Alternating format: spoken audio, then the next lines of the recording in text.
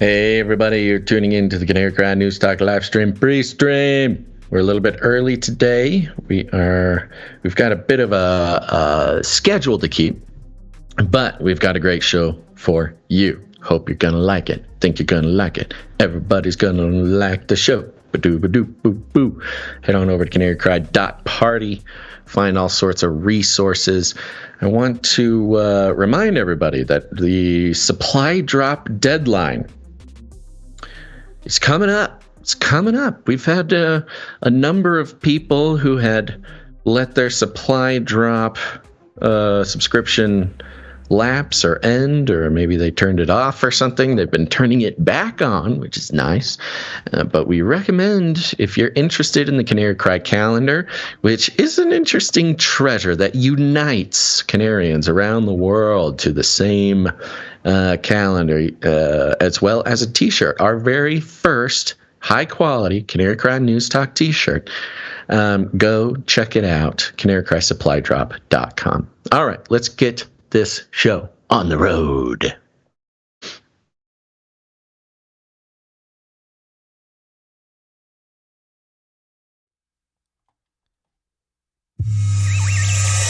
The world is getting crazier.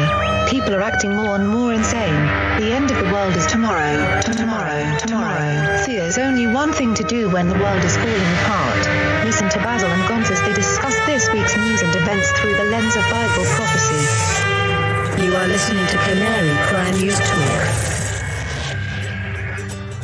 You're listening to Canary Cry News Talk. Today is November 4th, 2022, and we are live to tape on episode 556. And today, mind control intensifies.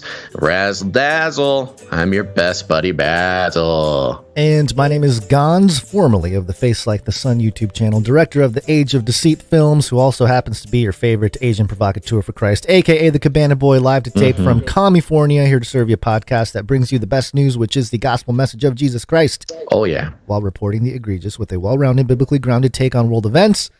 And today's immersion phenomena, happy birthday, National Security Agency. 70 years. The NSA. Good job, NSA. Do, do, do, do, do, do. It's my birthday. Happy birthday to me. We love you very much. You've lived a long, full life, surrounded by your friends and family. We're all here to celebrate you, NSA. Yeah, we thank you for your hard work. You know, this is usually when I do a rundown, Gonz. Yeah. Recently, I've been questioning whether the rundown holds value to this show. I think it would if you don't spend 45 seconds to a minute summarizing the entire article. Well, maybe, but I don't even know if it does hold any value. Okay, though. a poll. I guess do a poll. Do a poll. Yes. Okay, let's skip it for. I don't even have YouTube open. All right, I'll add a poll to the list of things that I do during the show. I used to do those polls all the time. I should go back to it. Then we got banned from YouTube for a long time, and so I stopped doing them. Yeah, I'm going to skip the rundown today. Okay. And if anybody has an opinion about whether the rundown should stay or go, send us an email at canarycryradio@gmail.com. Wow. Yeah. Yeah. Okay, let's go. You know, we have to continually refine the format, Gons, and sometimes the refiner's fire must burn away what's not needed. Yes. So let's get right into our lead stories. Let's do it. A new world order can emerge.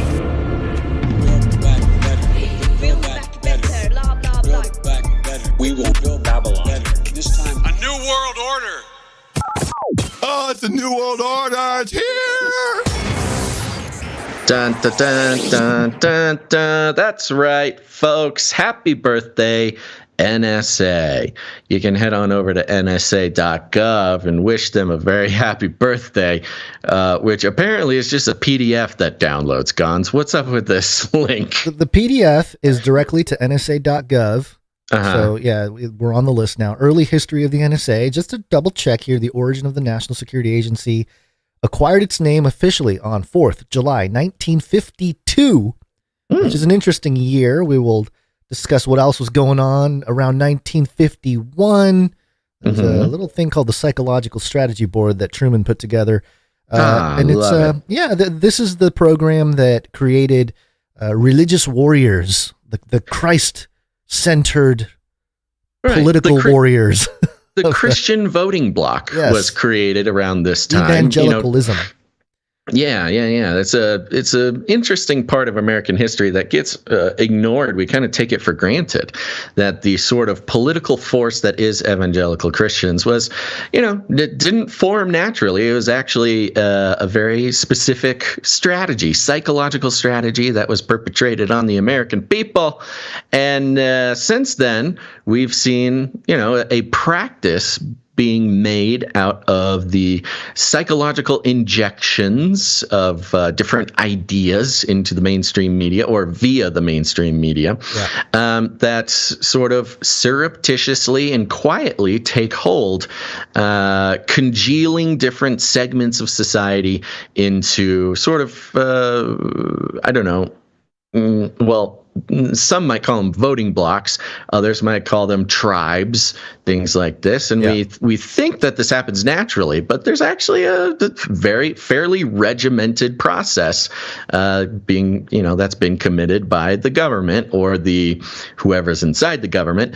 And that's quite a theme that we're seeing nowadays. We're going to be picking apart a couple of these instances where it seems like a fairly powerful and long-running psychological operation are starting to congeal into controllable groups nowadays. Yeah, and to kick us off on this momentous 70-year anniversary of the NSA, there's an article that was published by the Wall Street Journal. It's actually like a slideshow. It's like article slideshow, and the headline: Unwinding of the New World Order in charts.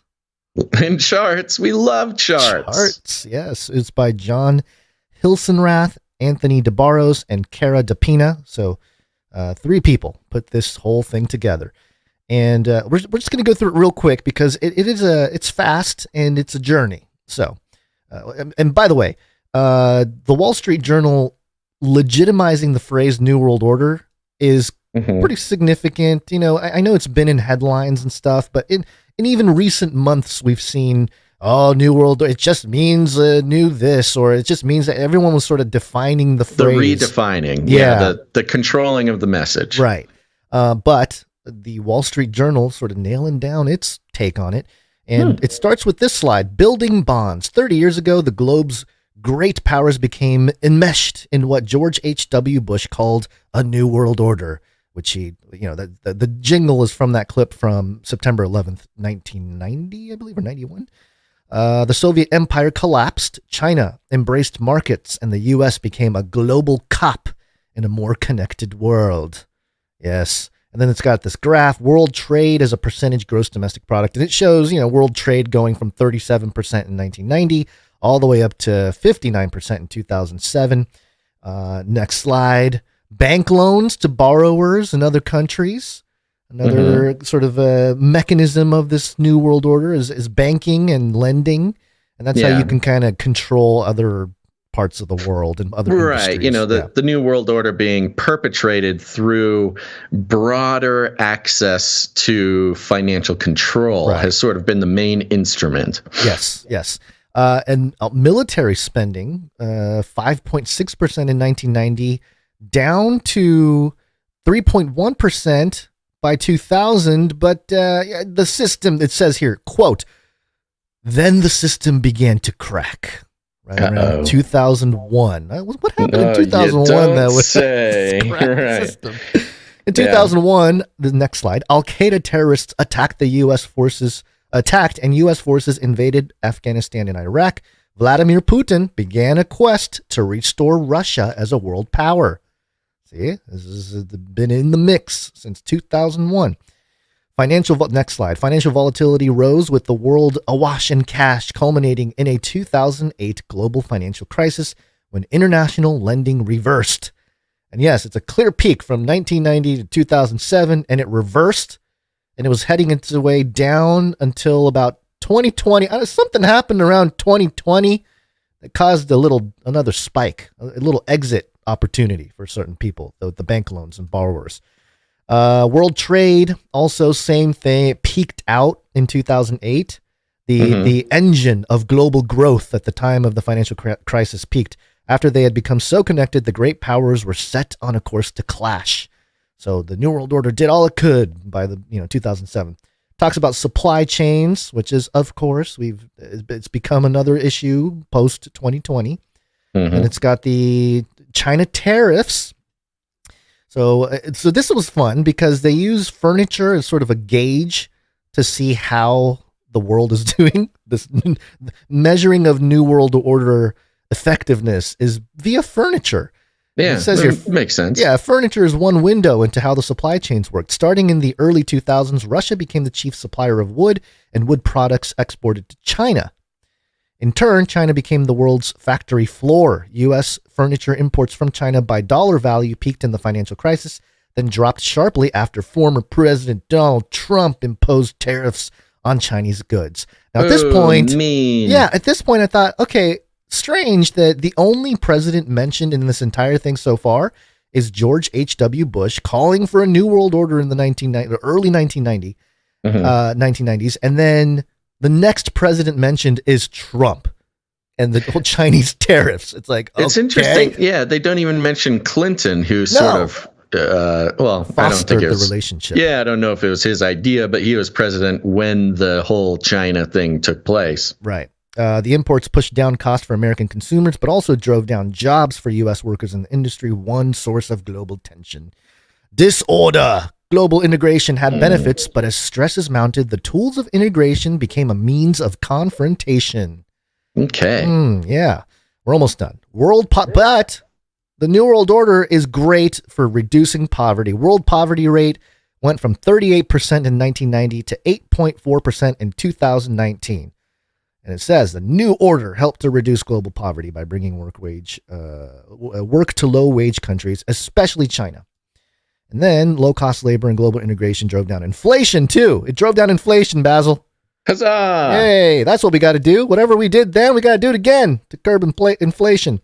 U.S. manufacturing of jobs, but as China became a manufacturing juggernaut, U.S. jobs felt the impact in furniture and beyond.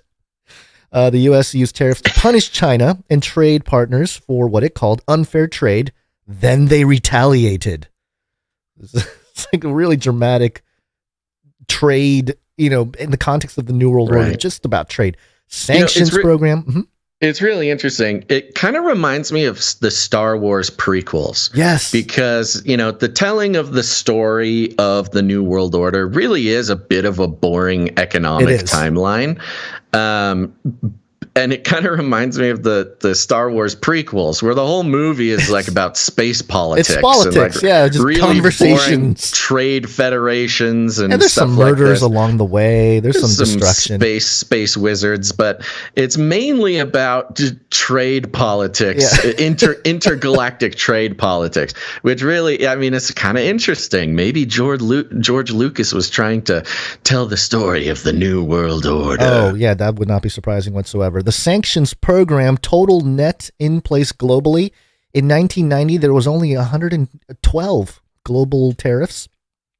By 2017, there was 235. In the preliminary parts of 2020, we're up to 411. And it certainly spikes after 2017. I think that's a Trump. They're trying to imply it's a Trump effect. Trump and all those sanctions. Percentage of U.S. imports that were from China also went down after 2017. Of course, that's a Trump effect. Among other problems, the tension is helping to fuel inflation. COVID disrupted supply chains. Tariffs and sanctions have multinational firms rethinking plans. The Ukraine war cut into energy supplies, and consumers everywhere feel the new disorder. Ooh. Yes, and then that's consumers. Interesting how consumers are sort of the, it's done in this theology of capitalism, or it's described in the theology of consumerism. And not, I don't know, people as sort of people. They're not using the happiness index or something. Right. Well, yeah, and I also think it's interesting because ultimately the Wall Street Journal kind of letting us down. Like it made it sound like a whole conspiracy theory thing at the beginning, a new world order. But in the end, it was just more like a Trump ruined our new world order. Now the people, the consumers are feeling it. It's like, wow, it's such a pity party, Yeah. Well, that's, if indeed, what is this outlet again? Wall Street Journal. Yeah, of course.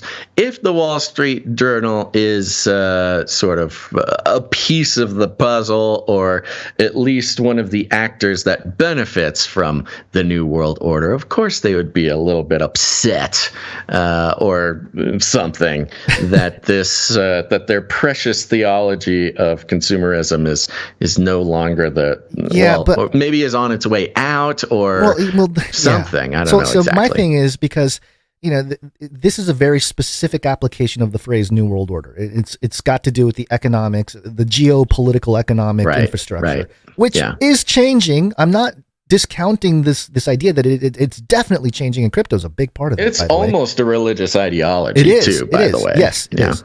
But in reality, it's more of like, it's getting kind of a technocratic facelift, and it hurts. That's kind of what's happening right now. So this idea that, the New World Order, the way we had it, it's over. I don't think that is a complete news type of thing, and it's not reality. Well, notice how the New World Order is being described as something that's good for everyone. It's good for the poor. Reduced poverty. Right. Which is part of what makes it sort of a religious ideology more than an economic one. Right. Well, very interesting. Thank you for bringing that, Gonzo. Mm-hmm. It's Friday. It's Friday. Keep playing with the Friday thing. You gonna learn today? Cause it's Friday. You ain't got no job. And you ain't got shit. Are you not entertained? Every day. It's Friday. It's Friday. That's right, folks. It is Friday. Thank God. We are just ending out the week with a wonderful show. Gons does have a hard out today, so we'll be zippity-doo-dying through the show today, but don't worry, it's a good one. Yeah. Really, so anything personal, Gons, that you need to share with the world? Yeah, just got the doctor's appointment with Keizo, the son. Yeah, with the baby. Yeah. Infection, so gotta get on that.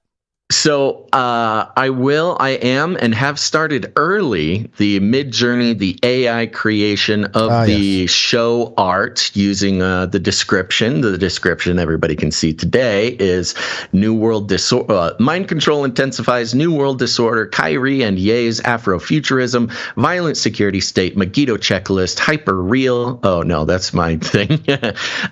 Giving away your secrets. Right. So, and what I want to is just interesting, just to mention, I've spent some more time going through the forums, going through the helplines, reading the manual to this Mid-Journey AI art thing, and have learned a lot more on how to have the conversation with the AI to create the art. And one of the really fascinating things that I found is I think it's one of the creators, or at least one of the main sort of guys who writes the instructions and stuff.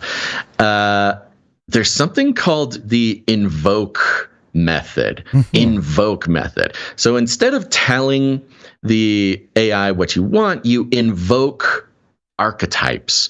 So apparently the AI is much better at working with archetypes than it is with specifics. For instance, it can't count. Like if you say, I want 3 people, it doesn't understand, like it doesn't get counting people and creating 3 people in the art.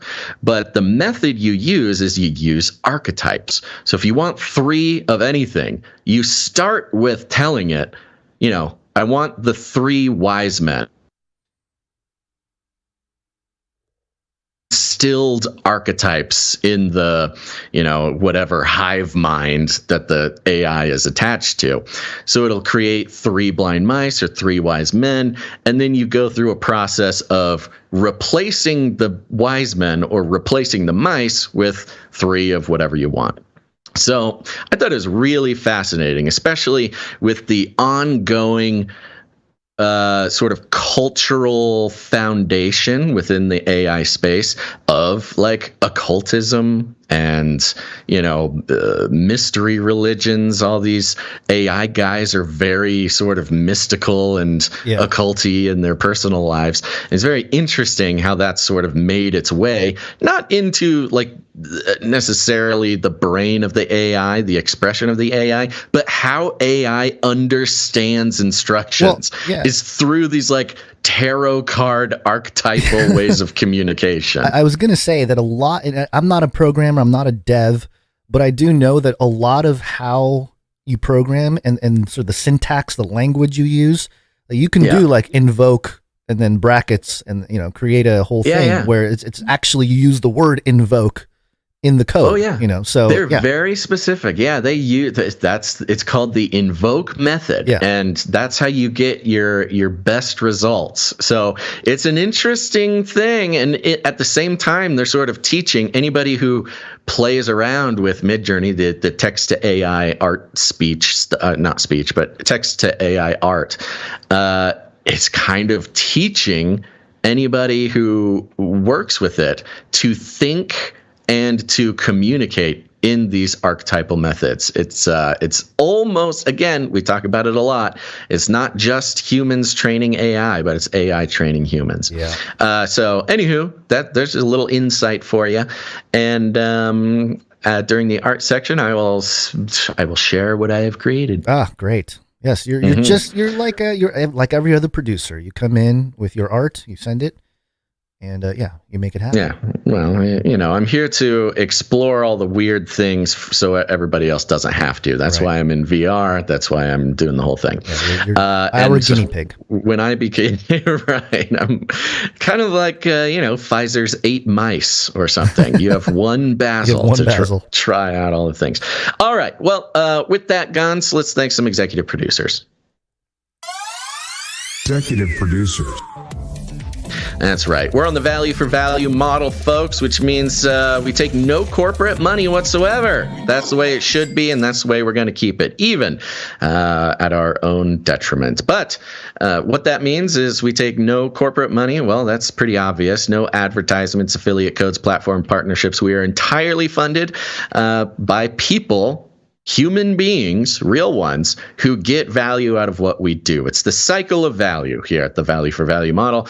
It's been working for a few years now, and hopefully it continues to work. But it, of course, the sort of global economic situation is reflected in how the Value for Value model is manifesting on this show.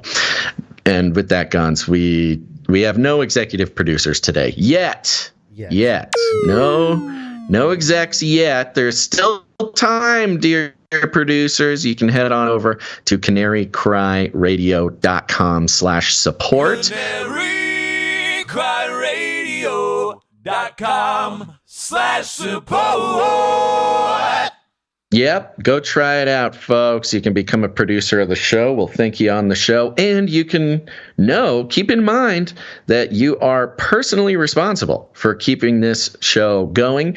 And it's not just to our benefit, but it is also to the benefit of every single human who listens to this show, of which there are many. Okay. And with that, I do want to mention, just because it is November, the deadline for the Canary Cry supply drop is coming up. Go sign up for the Canary Cry supply drop, canarycrysupply.com. We got the Canary Cry calendar coming out next month that you can receive through the supply drop. It is a treasured tradition. And, I was thinking about it. It's actually pretty heavy, Gons. The more people who receive the calendar and sort of hang it up on their wall. It's not just like a fun, cool thing created by the artists of the show and the producers of the show, Made in America, all the good stuff that we love, but it's also a way to stay connected to like hundreds of other people who have the calendar. There's something powerful about being on the same calendar as a bunch of people who, you we're on the same schedule. Yeah, you're on the same schedule. You see the every new little holiday. Like, for instance, you'll see on your Canary Cry calendar, today is the 70th anniversary of the NSA. And a lot of people aren't thinking about that. Of course, the people who listen to this show will bring it up. But those who have the calendar woke up this morning, looked at the calendar, and knew it. And so it's chock-a-block full of all sorts of dates, important dates to the New World Order, secret societies, this show, and as well as biblical dates as well. So go check it. Oh, yes. And this supply drop is the very first one. We are answering the overwhelming call to make Canary Cry t-shirts available. So if you want to get in on the first premium Canary Cry News Talk t-shirt, go sign up for the supply drop now. Again, we're committed to making these items like premium good objects, not like made in China, cheap, scratchy t-shirts. These are going to be a real good one. Thank you to us. Sir Isaac, I'm just going to keep calling him Sir Isaac. Isaac G, who manages so much of that. Very talented individual. And look in your email. If you are a supply dropper, look in your email, answer the email that was sent to you. Very important that you do that. And other than that, head on over to canarycrysupply.com and sign up. Waiting for supply drop.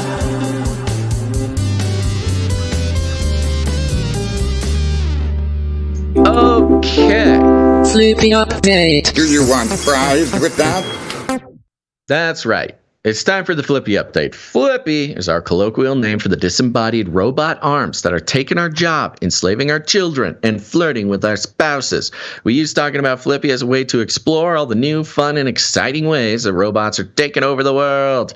And now there's nothing we can do about it. Today's Flippy update is coming from MSN.com. It's mirroring the BBC News. The headline is Robot with Brain Sorting Plastic Waste. Grundon has invested in a robotic arm at its Bishop Cleeve site in the Gloucestershire, which can pick rubbish at a human rate. So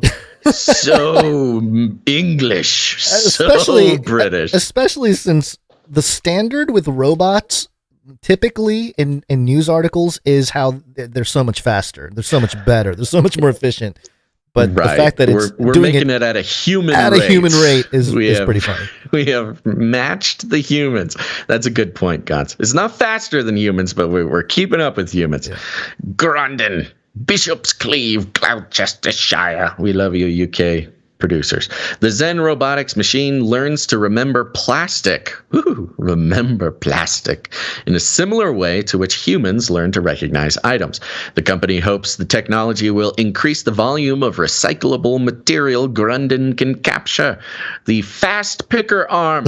Now, we've actually reported on the fast picker arm before, but this is fast picker arm 2.0, apparently. The fast picker arm is supplied by Helsinki-based supplier of robotic waste separation technology, Zen Robotics. It works by scanning rubbish on a belt before deciding which items to pick. The robot then has an inbuilt brain. Now, you may think I said inbuilt, like it's built in. No. It's in belt. It's B-E-L-T. in the actual belt? It's in the belt, apparently, of information, which it retains through training. Over time, as more items are picked, the brain identifies more waste streams, storing the information in its AI memory. Government statistics show the UK generated almost 44 million tons of commercial and industrial waste in 2018. The latest available estimate for England in 2020 was almost 34 million tons. Almost 34 million, which means it is in the 33 million. Yeah, you're right. Almost 34 million, which means it's 33 point something. Okay. Once plastic trials are complete, Grundon will begin training the robot to pick steel or aluminum cans, paper, or cardboard. Ed Fagan, Grundon's head of projects, said, quote, both optical and robotic sorters can be deployed alongside humans in our waste sorting facilities. Oh, yeah, always, Don't worry, always. Humans! Why? These The articles robots take on are just here to help. These articles all have the exact same format. You know, it tells you what you do, it tells you why you need it, and then it just tries to comfort you. It's okay. You can do it alongside. Don't worry, humans. You can still sort trash, you little rascals. Quote, but where we can really see robotic sorters making a difference, Gun, is in environments which are less well suited for humans, such as the sorting of contaminated waste. Or like after a nuke? Mm-hmm. Yeah, see that they're preparing for noise and dust. Oh, you mean like every single recyclable sorting facility with their loud machines and all the plastic dust flying around. So yeah, if you are a recyclable sorter, get ready. They're coming for your jobs. Yeah. Now, I think this is interesting because, of course, the new green ideology, religious ideology, the saving the world, the robots, just another example of how robots are not only saving humans, but they are saving the actual planet itself.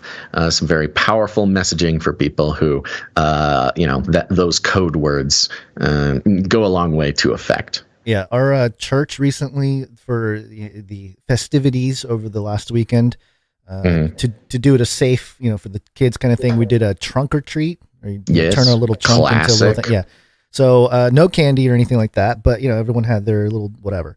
One family had the back of their car turned into a waste bucket sorter. So they threw trash on the ground, and then you get to pick it up and put it into regular trash or recycle.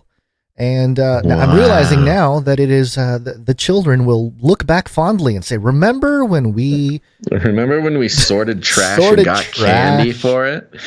Yeah, no candy. Just the learning experience of the trash. They didn't even get candy for sorting? No, the whole point was no candy because, there's a fentanyl problem out here. You laugh. You have no children. I love the fentanyl insensitive. In the candy. I love the fentanyl in the candy thing because it's kind of like the new acid. Like when we were kids, it was acid. Like, watch out, parents.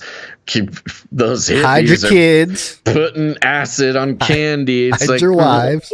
Who wants to give away their drugs? Nobody wants to give away their drugs to kids. It's not about that. It's about spiking it so that you I don't know. Anyway.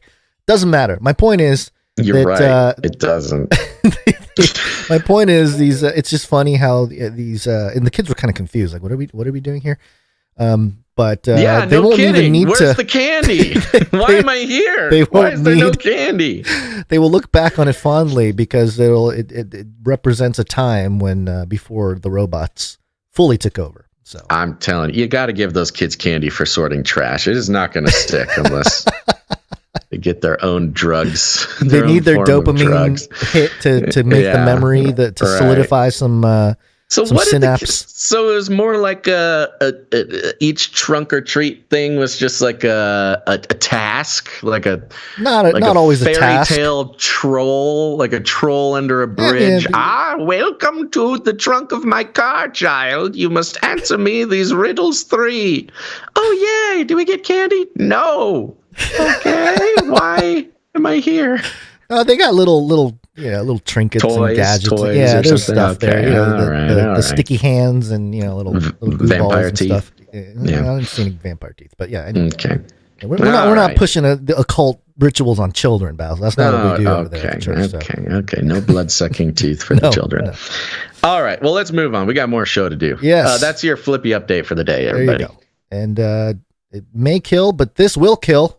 It will kill. And there's a lot of death-ish happening. CNN. Spooky. Yeah, CNN reports. See what happened in the moments after reported assassination attempt.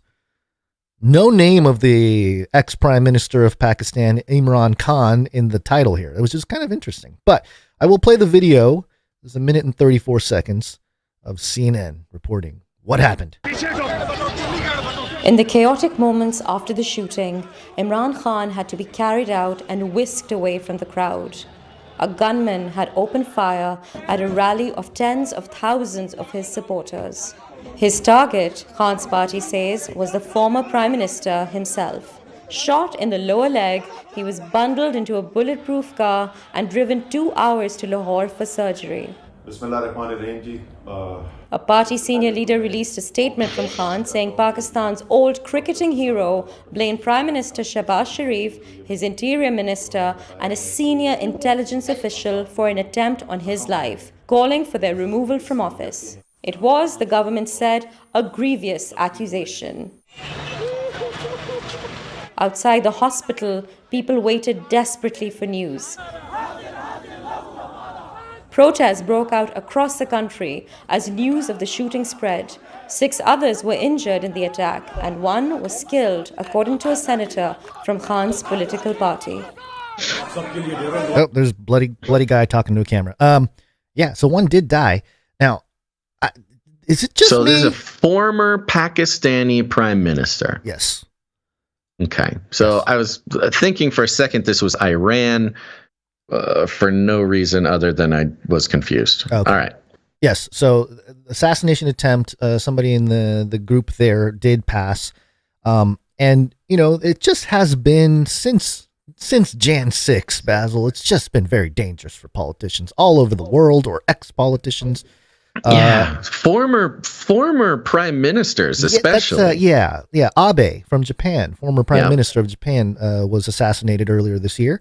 And obviously, here at home, we have the Paul Pelosi situation happening in the news cycle right now that we've been covering. So it just seems like it's maybe a difficult time for politicians. Of course, yes. It's all over the news. It's injected into the messaging that everybody gets every day is, of course, because of Jan 6, everybody in the world feels like they can perpetrate political violence, or they want to perpetrate political violence. Right. And no political leader is safe. There's no safety, so they need some kind of security apparatus to protect them and their families. And what got me, I was like, well, maybe we're just overblowing it. Maybe it's kind of a feeling we get because we pay attention to the news cycle and stuff like that. But I found this article which confirms kind of, I guess, the narrative and does create the anxiety level of Americans to rise up during the elections here and moving forward in the Great Reset. So this is actually Sacramento Bee, and the headline here is From Gabby Giffords to Paul Pelosi, a list of recent attacks, threats against political figures. And so it's just a list. Just real quick here. Okay. Go down the list. This will be interesting. Yeah, earlier this year, an unknown person smashed in a window in the home of Senator Susan Collins, Republican in Maine. Okay. Yep. Unknown. Okay. All right. In July, a man was arrested after standing outside the home of Rep. Pramila Jayapal, Democrat, Washington, threatening to kill her and telling her to go back to India. There seems to be that's what I wanted to mention was as we go through some of these, and there's other stories that we're going to touch on, what's kind of the common, at least in the U.S., the through line, the common denominator. In June, yeah. Oh, sorry. No, go ahead. I thought you were asking a question. I am, but I'm also sort of got to spell out all the data. I'm going to guess, which is right-wing extremists and Trump. No, you're Go. Is that all you can think about is Trump? That's all I can think about. In June, Rep. Adam Kinzinger, Republican Illinois, who sits on the Congressional Committee investigating the Jan 6, 2021 insurrection, shared a letter containing a death threat he received. That one's kind of weak because it's not even really like a thing. It's like, oh, he shared it in a letter that he received a death threat. In November 2021, Rep. Ilhan Omar, Democrat, Minnesota, played a recording of a death threat that she received from Rep. Lauren Boebert from Colorado, made an Islamophobic statement about her. Is that really a death threat? I don't think that's a death threat. That's more of a political staging, but okay. I would need to know what the actual thing is, but it was Boebert. I think we did report on it. Maybe it was when you were gone, but yeah. I mean, a death threat is a death threat. It's a pretty straightforward. It was Islamophobic statements. It wasn't exactly a death threat, but okay. Yeah, also in November 2021, Rep. Fred Upton, Republican of Michigan, announced that he had received multiple death threats after voting for President Joe Biden. Joe Biden's $1.2 trillion infrastructure package. In January 2021, an army of Trump supporters stormed the U.S. Capitol while Congress was ratifying the 2020 presidential election results, with some looking for Speaker Pelosi and others chanting, "Hang Mike Pence." And then it goes before all that, 2019, after the Fresno Grizzlies minor league baseball team played a Memorial Day video comparing Rep. Alexander Ocasio-Cortez to North Korea's Kim Jong-un and Cuba's Fidel Castro, the congresswoman shared a series of tweets discussing the death threats that incidents like that inspire. Oh boy, that is very. So there's not even evidence of actual death threats. Just a thread about hypothetical causes of death threats. Yeah, okay, I see. Well, because nobody really wants to murder AOC, So well, I'm sure somebody does, but yeah, sure, we don't. In 2017, it's too entertaining. Yes, in 2017, quote unquote entertaining. Rep. Steve Scalise, Louisiana, was shot and seriously wounded during a congressional baseball practice. Remember that? That was kind of a big deal. So that was a sort of Democrat one. But they have to go before 2019. They go to 2017 with the Scalise thing, and then they go back to 2011. Gabby Giffords, Democrat, Arizona, was shot and seriously wounded, and several other people were killed during a meeting with constituents. So 2011, huh? 2011, yeah. They're reaching back pretty far. Yeah, well, I think the mixture between tweets about AOC and actual politicians getting shot just kind of lumped together on a list is pretty interesting.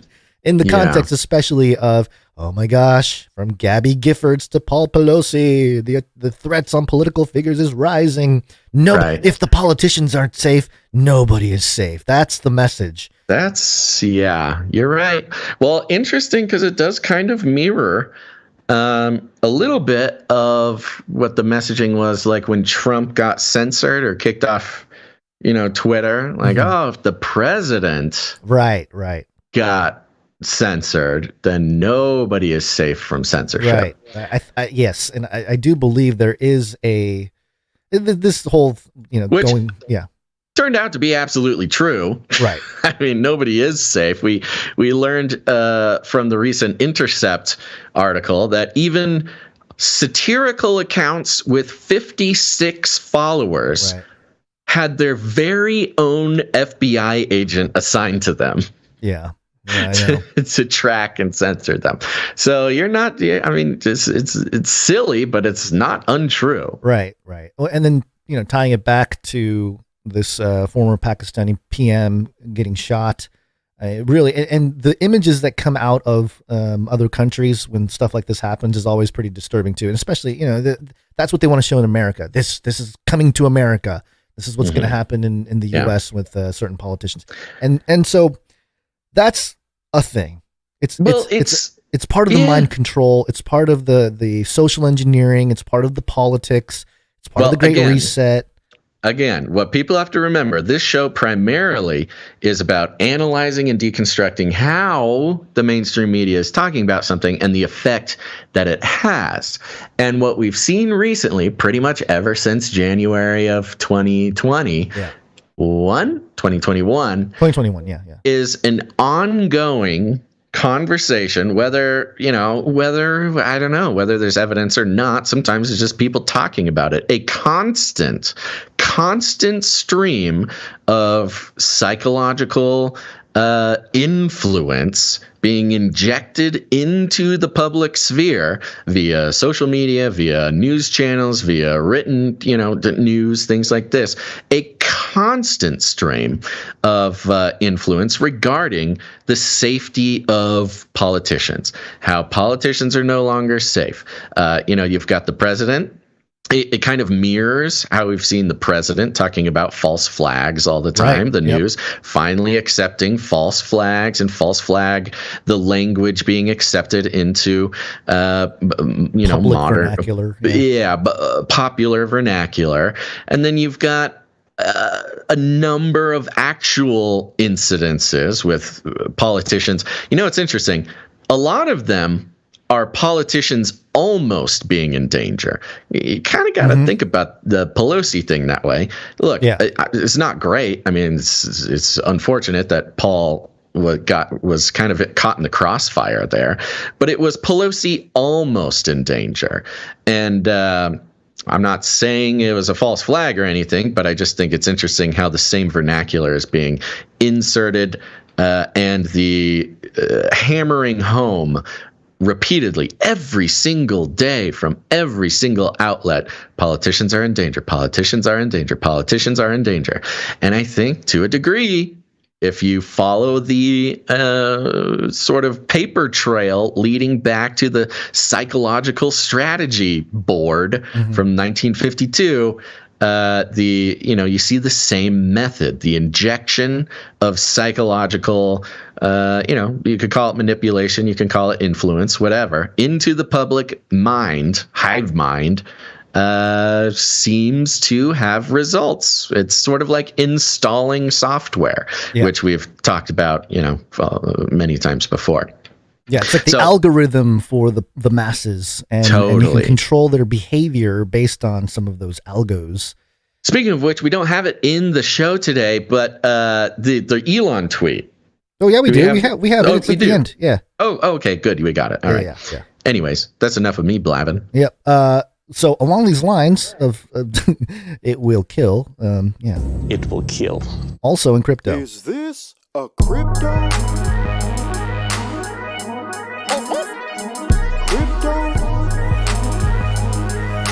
I look like I know what a crypto is? Yeah. I hesitated to bring this story to the show, but International Business Times reported on it. So I thought, okay, well, if there is a mainstream reporting of a story like this, then let's go ahead and do it. So International Business Times, creator of MakerDAO, found dead in Puerto Rico. CIA involved? ? It's International Business Times, folks. Wait, they actually said it in International Business Times. Yes. Huh. And there's a reason for it. Okay. And isn't International Business Times, aren't they of sort of suspicious funding? Are they one of the ones that are kind of like, okay, we don't know where you guys are getting your money, but it seems to be some sort of connection to they're connected to Newsweek. Intelligence.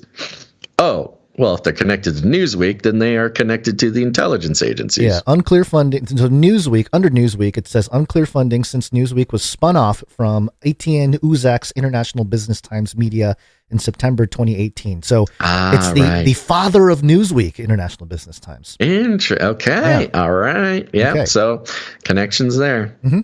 The creator of MakerDAO, the largest decentralized finance protocol by total locked value, was found dead by drowning in Puerto Rico last week.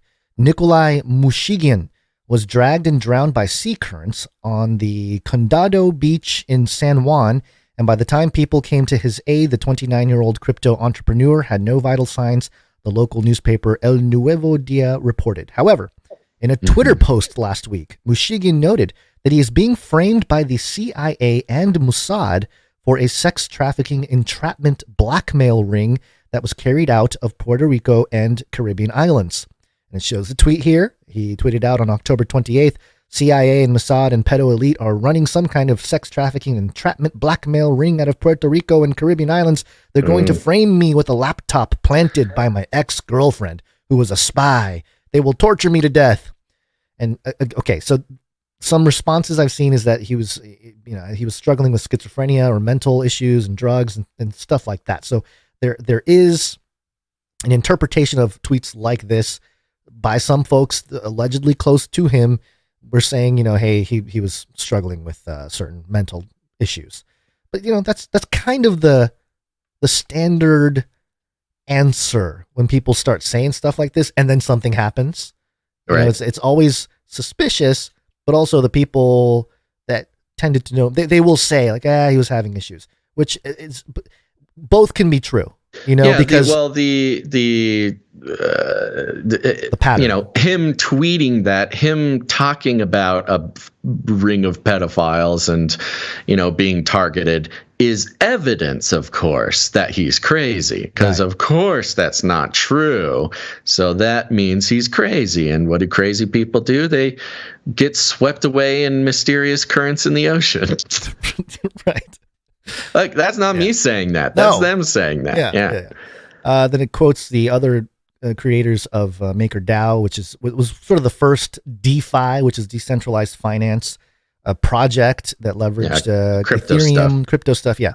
Okay. And it says here, Mushigian has played a vital role in the crypto community and worked on several major projects like BitShares Balancer and the aforementioned MakerDAO. The founder of Cardano, Charles Hoskinson, says a few words about him. And this article ends there. So a couple things to note.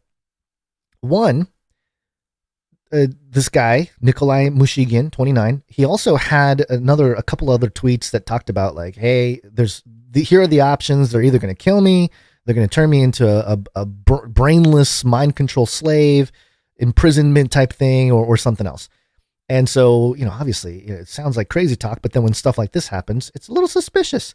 Mm-hmm. He was working on a project, and he created what's called the DAI stablecoin, which is it was supposed to be a way to create a more equitable type of currency that's decentralized and yada yada yada. Sure. Now he also created a project called Rye, which was sort of a derivative off DAI because DAI started doing things that he didn't like. And he was working on a system called RICO, the RICO credit system. More recently. In Puerto Rico. Huh. He's RICO. This is directly from his website here, bank.dev, which is interesting. RICO credit system. RICO is a free-floating collateralized stablecoin designed with an emphasis on automation and market rate discovery. We've seen that it is impossible to make any short-term trade-offs with the idea of fixing it later, and that gradual decentralization is a myth. This time, we will get it right before we deploy anything. And so basically what this is talking about is a lot of crypto projects right now are saying, hey, we got to start off as a centralized thing, organized, whatever, and then eventually it will decentralize as it gets out into the ecosystem. And he didn't like that. He thought the system itself should be decentralized from the get-go. And then, that way it's more fair. Central bankers can't control it.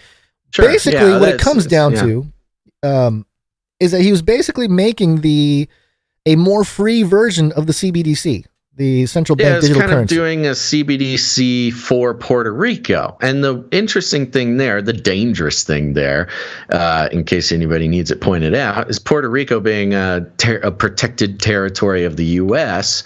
is on the U.S. dollar. And would, it stands to reason that would be also subject to the U.S. dollar stable coin that the government, centralized cryptocurrency that the U.S. government is trying to, put in place, which is connected to digital identity, beast system stuff, of course, we've covered.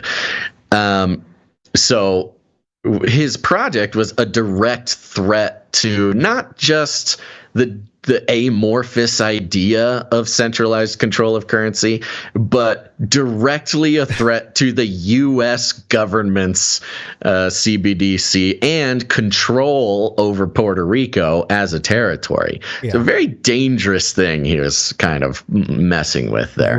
Right. And so some touching points, because he did tweet out about the pedophiles and the thing, sort of an Epstein-esque type of operation that he's mentioning. Yeah. There is a connection with Puerto Rico and pedophilia. And this is a couple rabbit trails here connecting the dots. Other people have been connecting the dots as well and doing their own sort of rabbit hole. But just to briefly here, there is a gentleman named Brock Pierce. And page6.com back in January of this year had this headline: crypto billionaire Brock Pierce buys W hotel in Puerto Rico, which means he's staked his thing over there in Puerto Rico. Rolling Stone back in 2018 called Brock Pierce the hippie king of cryptocurrency. Or don't you wish you were the hippie king of cryptocurrency, Basil? Maybe. It depends if this guy is floating in the ocean right now or not. No, Brock Pierce is alive. He's part of the he's a face of the op, so to speak. Brock Pierce went from child actor to Bitcoin billionaire. Now he wants to turn Puerto Rico into a Burning Man utopia. Okay, so he's in the zone. He's sort of a central figure to the evolution of mankind or something. Yes, and also hippies in general, that whole movement having its connection to the intelligence apparatus. As anybody willing to go down that rabbit trail, you'll see a lot of connections there. And then in the Daily Beast in 2020 had this headline: meet Brock Pierce, the presidential candidate with ties to pedophiles who wants to end human trafficking. Now that kind of broke my brain a little bit. So yes. he ran for president. Okay. He did step down. I think he was running for Senate or something too recently. So he's active politically without gaining a whole lot of traction, by the way. He's staying kind of quiet about it.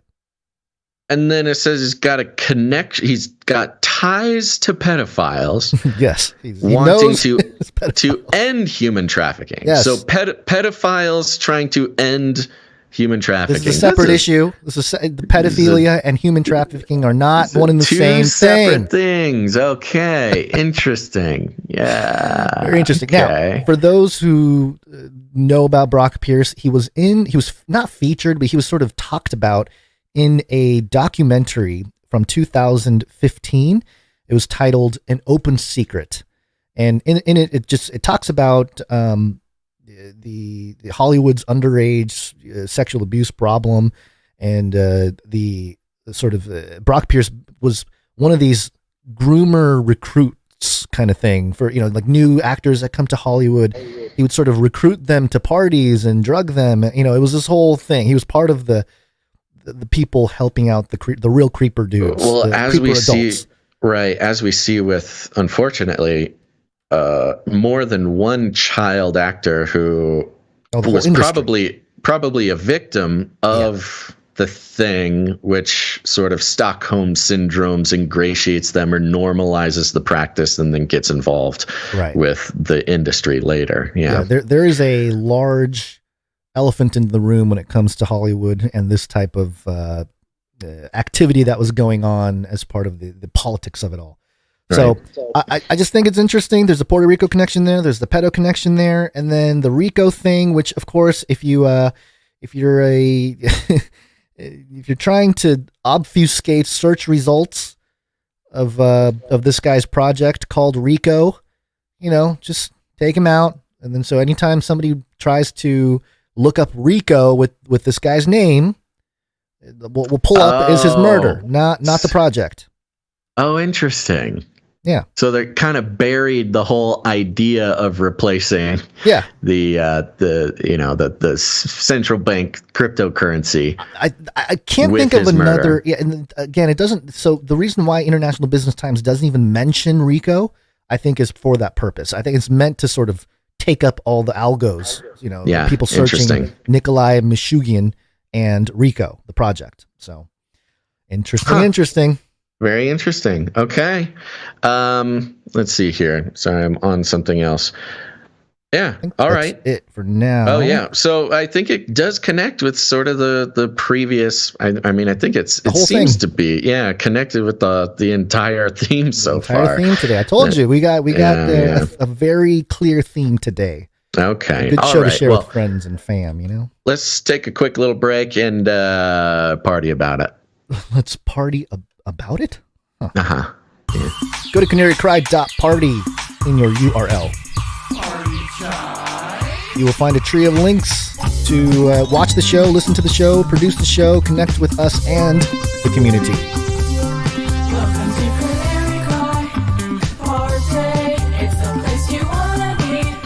So say, welcome to Canary Cry. Gameplay, Canary Cry Party.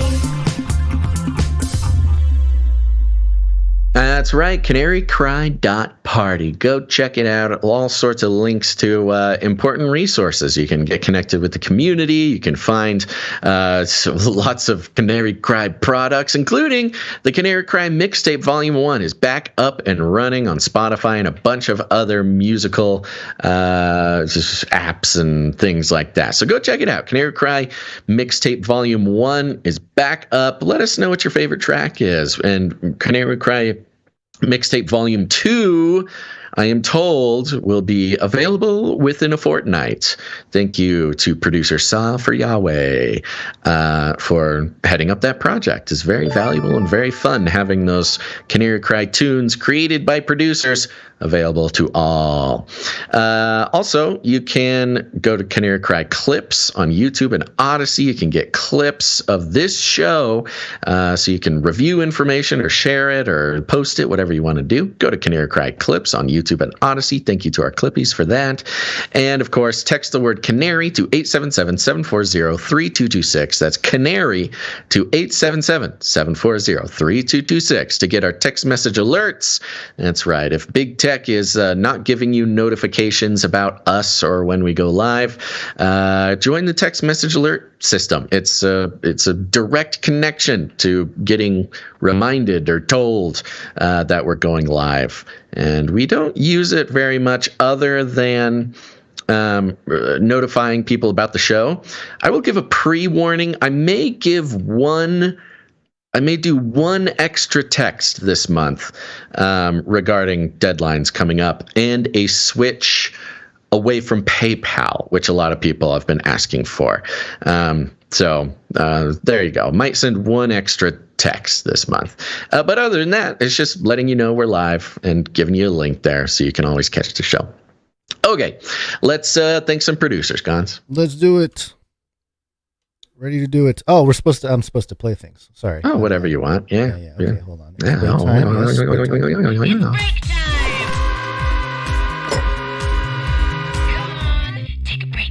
That's right. Let's take a quick break, folks. We're just going to thank some producers because we're on the value for value model. We take no corporate money whatsoever. No advertising, money, affiliate codes, platform partnerships, no nothing. Why would you want corporate profit interests involved in your independent news media analysis and deconstruction? It makes no sense. It makes no sense, I tell you.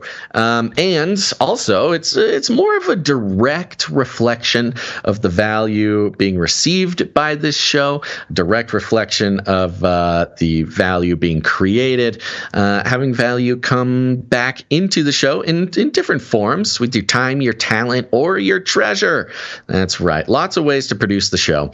I will mention, because I don't mention it all the time, if you go to canarycryradio.com/support, all the way down at the bottom of the page, you will see a producer survey thingy. And that's for people who want to volunteer their time to the show. We've got all sorts of projects going on, ongoing projects, one-time projects, requiring skills all the way from, basic administrative or creative skills to development skills, whatever set of skills you have fostered or have been blessed with during this time on Earth.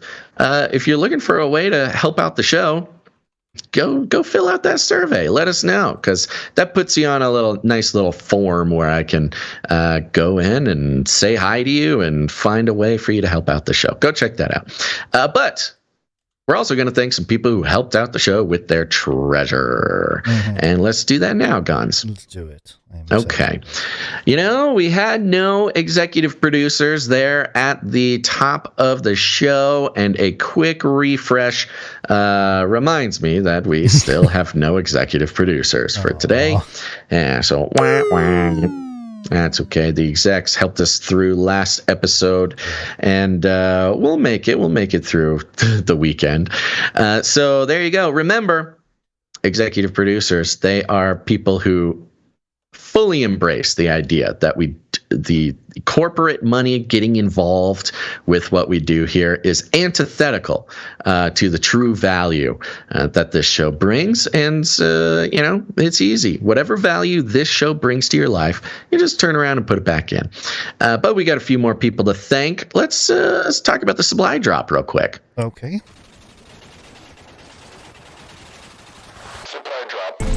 That's right. CanaryCrySupplyDrop.com is a list of producers who have committed to support the show for $33.33 a month. It's a funny number. That's all we're going for. Reclaiming the 33s, folks. And here's the thing. That's only it's a little over $2 per episode. So if you get $2 worth of value per episode a month, this is a great way for you to support the show, keep it going. And this program has helped us so much to survive the economic instability. So go to CanaryCrySupplyDrop.com to jump in. And 3 times a year, once per quarter, we send out an awesome package filled with producer-produced, artist-designed, made-in-America Canary Cry News Talk gear.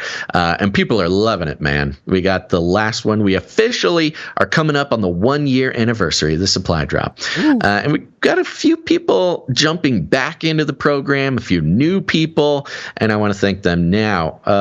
One fun one. Here's a fun one. My mom. Basil's mom is officially a supply dropper now, so that's very nice. Took a year.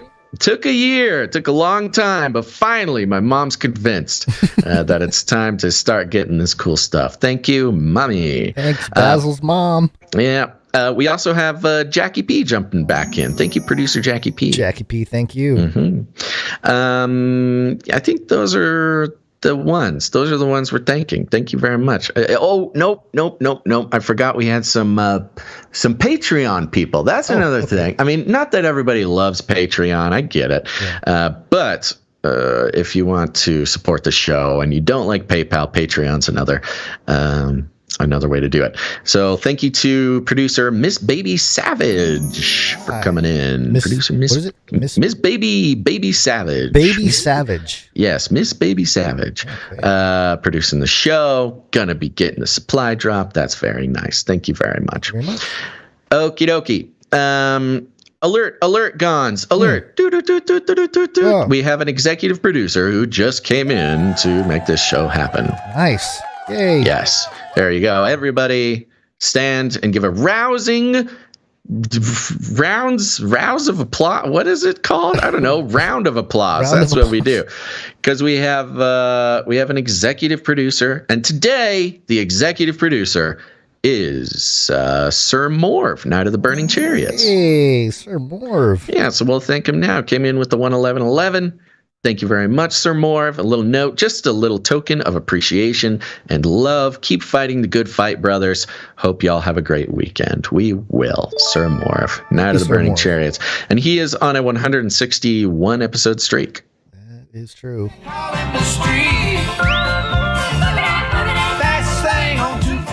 Best thing on 2 feet. That's right. Thank you very much, Sir Morv. We got some more people to thank. Let's do that now. Hold on before you do. Okay. Sir Morv. Okay. Producer. Where'd you find this? There we go. Here we go. Question from Shield Labs. Shield Labs says, may have to retire my streak and do supply drop instead. Can we order 2023? The Canary Cry calendar for 2023 is only available through the Canary Cry supply drop, kind of like last year. So sign up for the supply drop. You'll get the calendar. But we got some producers to thank. Thank you very much, Shield Labs. I need to check. I thought Shield Labs was already on the supply drop train, but we'll find out. Producer Puddin22 is back. Puddin22, good to see you, Cat. Our felinoid producer coming in with 3333. Thank you very much, Puddin22. And a note, greetings B&G. Yes, greetings B&G. It's Friday. It's Friday. There you go. We can keep playing with the Friday thing. Sorry, I've been inactive for a while. Hard times, we understand. Even in catdom, yes. Thank you both, and thankful for you both and all you do. Meow, meow, meow. Puddin22. Thank you very much, Puddin22. Thank you very much, Puddin22. Next up, we got Stephen S. Coming in, 3333. And sent a note here. The note goes like this. I've been conceptualizing a virtual environment workplace based on my only virtual reality experience, the movie Ready Player One. I think it will radically change how we do business. For instance, weekly, I reach out to Gina concerning some question. Typically, I hail her with a meek yo, even though I see a red dot next to her name, meaning she's in a meeting. In virtual reality, I could barge right into her virtual meeting dressed up as Conan the Barbarian, wielding a scimitar and demanding, where is that approval for recent request? On the flip side, there will be some Ukrainian dude who insists on dressing up like Jessica Rabbit, and we have to refer to him as Michelle. Looking forward to it. Yeah, I think that's a good idea, Stefan. Just too many virtual reality projects are based around actual productivity, increasing productivity. I think we need to, inject some chaos into the process. And I think Stefan S. is doing a good job of that. Yeah. Thank you, producer Stefan S. Next up, we got producer Pizza Rat back on the list. Thanks, Pizza Rat. Good to see you. Thank you very much, producer Pizza Rat, coming in 33 plus fees. Says, yo, Pizza Rat here. My finances aren't exactly stable. I hear ya. No worries. Something didn't line up, so I'm re-signing up. Keep me on the supply drop. 33 plus fees. Yeah, okay. We'll keep you on the supply drop. There we go. Another supply dropper coming in. Thank you very much, Pizza Rat. Thank you, Pizza Rat.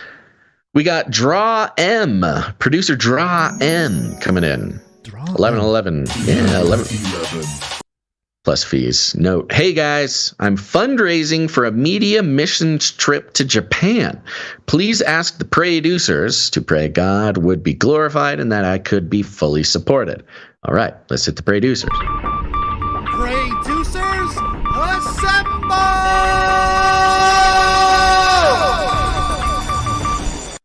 There we go. Okay, producers around the world, people committed to praying for the show, for the producers, for my health. Thank you very much.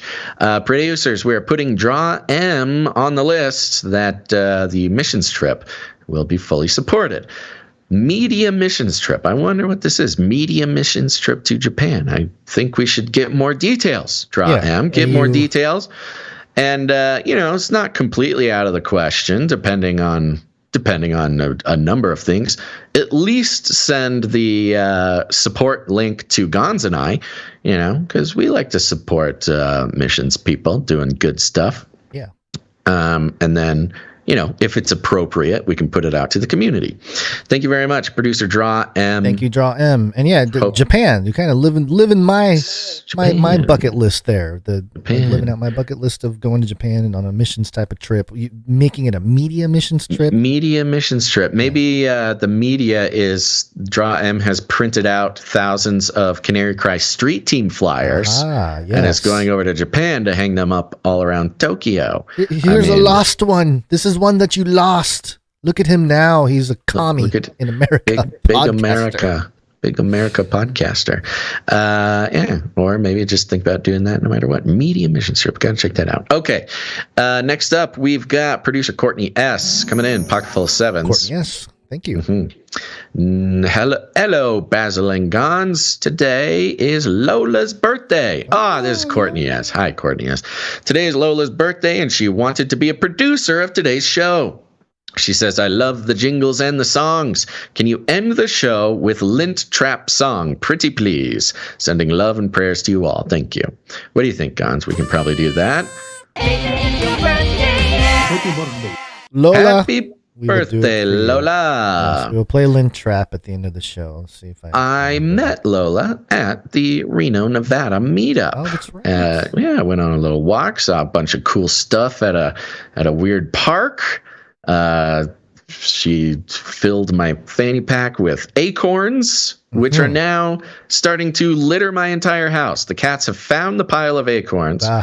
And now whenever they're bored, they go to the acorns and they scatter them all over the floor. So thank you very much for that, Lola. We'll play the Lint Trap song at the end of the show for you. So we will. Thank you, Lola. Through Canary, quick Canary. Courtney S. Thank you. Yes. Next up, we got producer Dame Gale, Canary Whisperer, and the Lady of X's and O's coming in with a pocket full of sevens, 192 episodes in a row.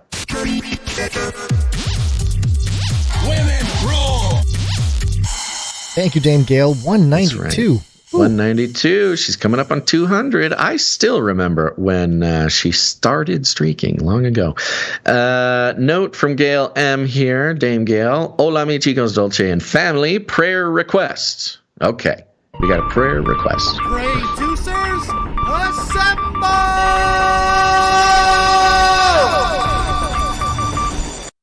Listen up. Dame Gale says, I'm sick, very sick. Oh no, that's not good. Please pray that it doesn't turn to pneumonia. Thank you. I love you all so much. X's and O's. Thank you very much, Dame Gale, for bringing this to our attention. We certainly will pray for Dame Gale, Canary Whisperer of the Lady of X's and O's, for her illness, that she, quick recovery, health immediately, as well as, reduction of pain and suffering. And, of course, that it doesn't evolve into pneumonia. That would be not good. So, producers, you're on it. We're on it. You're added to the list, Dame Gale. Thank you. We'll pray for you, Dame Gale. Thank you. Okay, that concludes the list of financial producers who came in the amount of 777 or more, which entitles them to have the note read on the show. We got a few more who came in under that amount. Let's thank them now, starting with Sir Darren, Night of the Hungry Panda, 67 episodes in a row.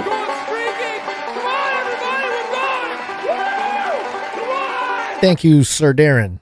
Next up, we got Sir Casey the Shield Knight, 227 episodes in a row. Oh, yeah, Streakalicious. Sir Scott Knight of Truth, 216 episodes in a row. Oh, yeah, Streakalicious. Thank you, Veronica. Sir Casey and Sir Scott. Veronica D, 192 in a row. Women rule! Thank you, Veronica D. Runk Smash, 12 episodes in a row, which I think makes him a rocket man? No, he's walking on the sun. Might as well be walking. Thank you, Runk Smash. Okay, thank you all for your patronage. Yes. And we have some nighting. Thank you for your patronage. Thank you for your patronage. Thank you for your patronage. Yes, a knighting. Uh-huh. We must knight people. Ooh, yes. Yes. Okay, get ready. These knightings did not get put into the correct spot, so I'm going to do that very quickly. Here I go. Sorry. But while I do that, Gons, you can get out your blade. We're going to need the blade. Ah, yes, my katana, my ancestral weapon. Ooh. That's right. Listen to that shine. You know what, Gons? You know it's funny. I'm going to play a prank on you. I went ahead and got my own katana made here. Oh, what?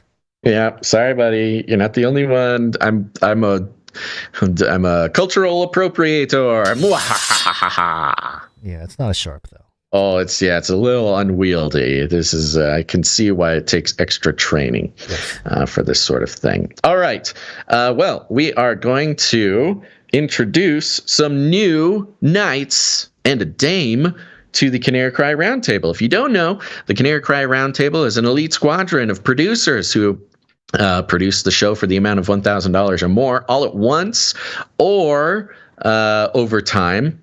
specifically, these three joined the episode 500 to 555 layaway program, which gets them the challenge coin. And we're going to do that now. This was producer Bree, this is producer Stefan, and producer Kyle. And let's do that now. Let's do it. Here we go. We want to call up producer Bree, producer Stefan, and producer Kyle. Please step forward to the Canary Cry Roundtable of Knights and Dames, where we have a seat for you. Thanks to your generous support of Canary Cry News Talk, we are proud to pronounce you Dame Bree.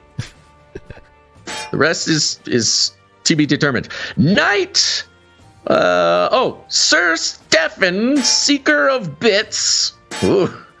And Sir Kyle, Knight of the Lizard Wizards. Ooh. Please join us at the Canary Cry Roundtable, where we have the belt of truthful truthiness, breastplate of righteousness, custom-fit Birkenstock to carry forth the gospel of peace, the shield of ferocious faith, the helmet of substantiating salvation, the supernatural sword of the spirit, and of course, adorable samurai babies, infinitely cute kitties for cuddling. And if you're hungry, we have fancy feast, wet food, carved Cosmo, the crisper cow, and fried wormicorns. Welcome to the Canary Cry Roundtable of Knights and Dames. Dame Bree, Sir Stefan, Seeker of Bits, and Sir Kyle, Knight of the Lizard Wizards. Woo! Huzzah! Huzzah! The crowd goes wild. Everybody make sure to thank these three noble producers for keeping this show going. They stuck with it for 55 episodes to keep it going. We appreciate it. That wasn't too painful, right? Wasn't too bad. I actually had a request to do another one of these sorts of things. So we will look for an opportunity to do that. All right. Okay. All right. We should probably get back to the show. What do you say? Let's show on. And what are we talking about? We're talking about Afrofuturism. Well, we got to wake up. Oh, we got to wake up. You're right. I'm ahead of myself. Here we go. Yeah. Yes, it's wake up time. Hey, yo, wake up. Today, what shall we do? What shall we do? That's right. We're going to continue checking out some current events. Remember, we've been having a long-standing conversation about Afrofuturism, its place in current society, where we see the elites taking advantage of the idea of Afrofuturism and what it means for the continent of Africa, as well as the sort of African diaspora. So let's see. You're the sportsman, Gons. Why don't you bring in some sports? Okay, well, I'm going to bring, to kick us off into the conversation, we're going to go to TMZ Sports. Sports Ball. Oh, sorry. The knighting thing's still up. Okay, yes. TMZ Sports. Headline: Shaq claps back at Kanye amid Twitter beef. Get your family in order. Get it in order in this new world order. As I understand it, that's like a particularly sort of savage thing to say. Savage in that community, you know, get your family in order. It's sort of questioning your masculinity, your sort of the place in your household. You know, that's kind of there's a lot wrapped up in that for the African American community, especially. Which is where you see this term used most often. Yeah. So, and you know about Shaq. You know Shaquille O'Neal. Do you know? I know Shaquille O'Neal, the big man. The big man. Yeah. He was in Space Jam in the 90s. I think he was in Space Jam. He might have been in Space Jam, but I don't think Michael Jordan was the main Space Jam character. So yeah, of course. Remember, there's a whole team. I think you're thinking of Kazam. He was Kazam. He was the genie in a depending on what side of the Mandela effect you exist on, because I remember Kazam being Sinbad, but that's besides the point. Oh, okay. Well, yeah, maybe you're right. That was one of the main Mandela effect things, by the way. Was it? Yeah. The movie Kazam, so we just stepped right into a Mandela effect debate. Right, Good. Which I saw in theaters, was way too young to see that movie, by the way. It had some weird stuff in it that I was way too young. But I remember specifically. Anyways, tell me about Shaq. Okay, so Shaq says here, has advice for Kanye West. Get your affairs in advice. order before commenting on his after what is this? After ... After Ye took a shot at O'Neill on social media. Now, okay, now this is, we don't need to get into the details here, and this is also beef, and this is also in response to. By the way, yes, Brute Wisdom is telling me 100% Shaq was not in Space Jam. Okay, all right, fine. I think I live. I'm almost positive I grew up in an alternate reality, and so many of these. So many of these, Mandela effect things. I fall on the wrong side of history on a lot of these Mandela effect. You are the visitor from the other dimension. Clearly. I think something happened where my universe sort of collided with yours, and that's where we're at. But let's keep going. I've trapped you in this dimension, this time period. I have the IMDb website, Kazam. It's got Shaq right on the cover there. whole deal. Okay. So anyway, back stand corrected. I'm from a different universe. That's a good excuse for everything that you get wrong too. Well, I'm from a different timeline. It explains a lot. I mean, anyways, you got to follow the long almost decade long history of my travels to fully get that picture. Very few old school Canary Cry people get the full picture. Let's keep going. Okay, so what happened was, and this is in response to Kyrie Irving, who, Kyrie has been a very enigmatic figure in the sort of NBA sports world. He said the world was flat. Yes. What else did he? There's a couple other things. He didn't get the vaccine. He had to sit out a whole year of basketball because he just won't take that vaccine. Yeah, he's the troublemaker. He's sort of the mainstream narrative troublemaker in the NBA. Yes, and now he shared a link to a documentary called "Hebrews to Negroes Wake Up Black America," and the film itself is actually about it's basically a Black Hebrew Israelite documentary. Right. Which I think, everyone's talking about everyone's talking about the Jews and the da-da-da, and there is actually, to my, I guess not too surprising, but just culturally seeing it is very interesting, where you have at sports events now, you have people holding up signs, Kyrie's right about the Jews and all this kind of stuff about the Jews controlling everything, controlling media. And right. So just in case anybody doesn't have a reference for this, the Black Hebrew Israelite theology. Thank you. Is basically contends that the original Jewish Hebrews, the Hebrews of the Bible, the biblical Hebrews, were black people. Right. I don't know exactly if it's African people or black people or Africans in general. I don't know all the details. I'm not like the most educated person about this, but we have seen this. I mean, we first came in contact with Black Hebrew Israelites theology years ago, almost 10 years ago now. One notable instance was they were at the Washington Monument the same day that the MAGA teens got sort of falsely accused of terrorizing a Native American man. Mm-hmm. Right. So they've popped up in sort of the conversation over the past few years, and more high profile African Americans are talking about it. Yeah. So it seems to be we're hitting some sort of apex of pop culture. Clearly. Vocab Malone, who's been talking about this issue for a long time, look him up. Vocab Malone. He's a Christian. He's an apologist, and he's been talking about this particular issue for quite some time. And he's written books about it and stuff. But everyone's talking about the actual. Was he anti-Semitic? And then Kyrie comes out. He's if you understand what the word anti-Semitism means and Semitism, then I can't answer that question because because based on that theology. He is a Semite. Yeah, so how can he be anti-Semitic if, so it's this huge. From the BHI theology, they are the Jews. Right. So the Hebraic Jews. Biblical Jews. Huge semantic confusion going on, right? Right. This is perfect 1984 linguistic control of how the public understands or defines certain words. And what do you mean? TMZ is not taking the time to explain the subtle complexities that is Black Hebrew Israelite theology? No. Well, come on, TMZ. What I find particularly interesting is that both Kanye and Kyrie have been very vocal about this issue the last few weeks, right? This is like mainstream conversation.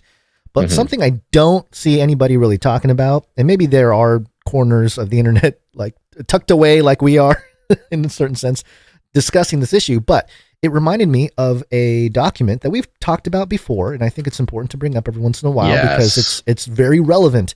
We've seen it. This is another data point for the absolute, scoreboard of conspiracy theorists for the past 23 years. Yes. So the FBI had a document back in the late 1990s. So I think it was 1999, wasn't it? I think it was 99, yeah. It's called Project Megiddo. It's an FBI strategic assessment of the potential for domestic terrorism in the United States undertaken in anticipation of or response to the arrival of a new millennium. Okay. So it's sort of like everybody was like, nothing happened. Year 2000 is coming. We're seeing a shift. It was like the FBI's version. I'm pretty sure I just got hacked by having this PDF on my computer, by the way. The FBI's version of like moving into the new millennium, new threats, fund us more. Here is a list of the very specific groups that we need to protect the country from. Yes, and actually notice how Al-Qaeda and big banks and what is his name? I can't even remember his name. Osama bin Laden is not on the list. Oh, of course not. So if you go to the table of contents, and I actually did this on Twitter, I shared a screenshot of the actual table of contents, and I made a little bit of markings on there.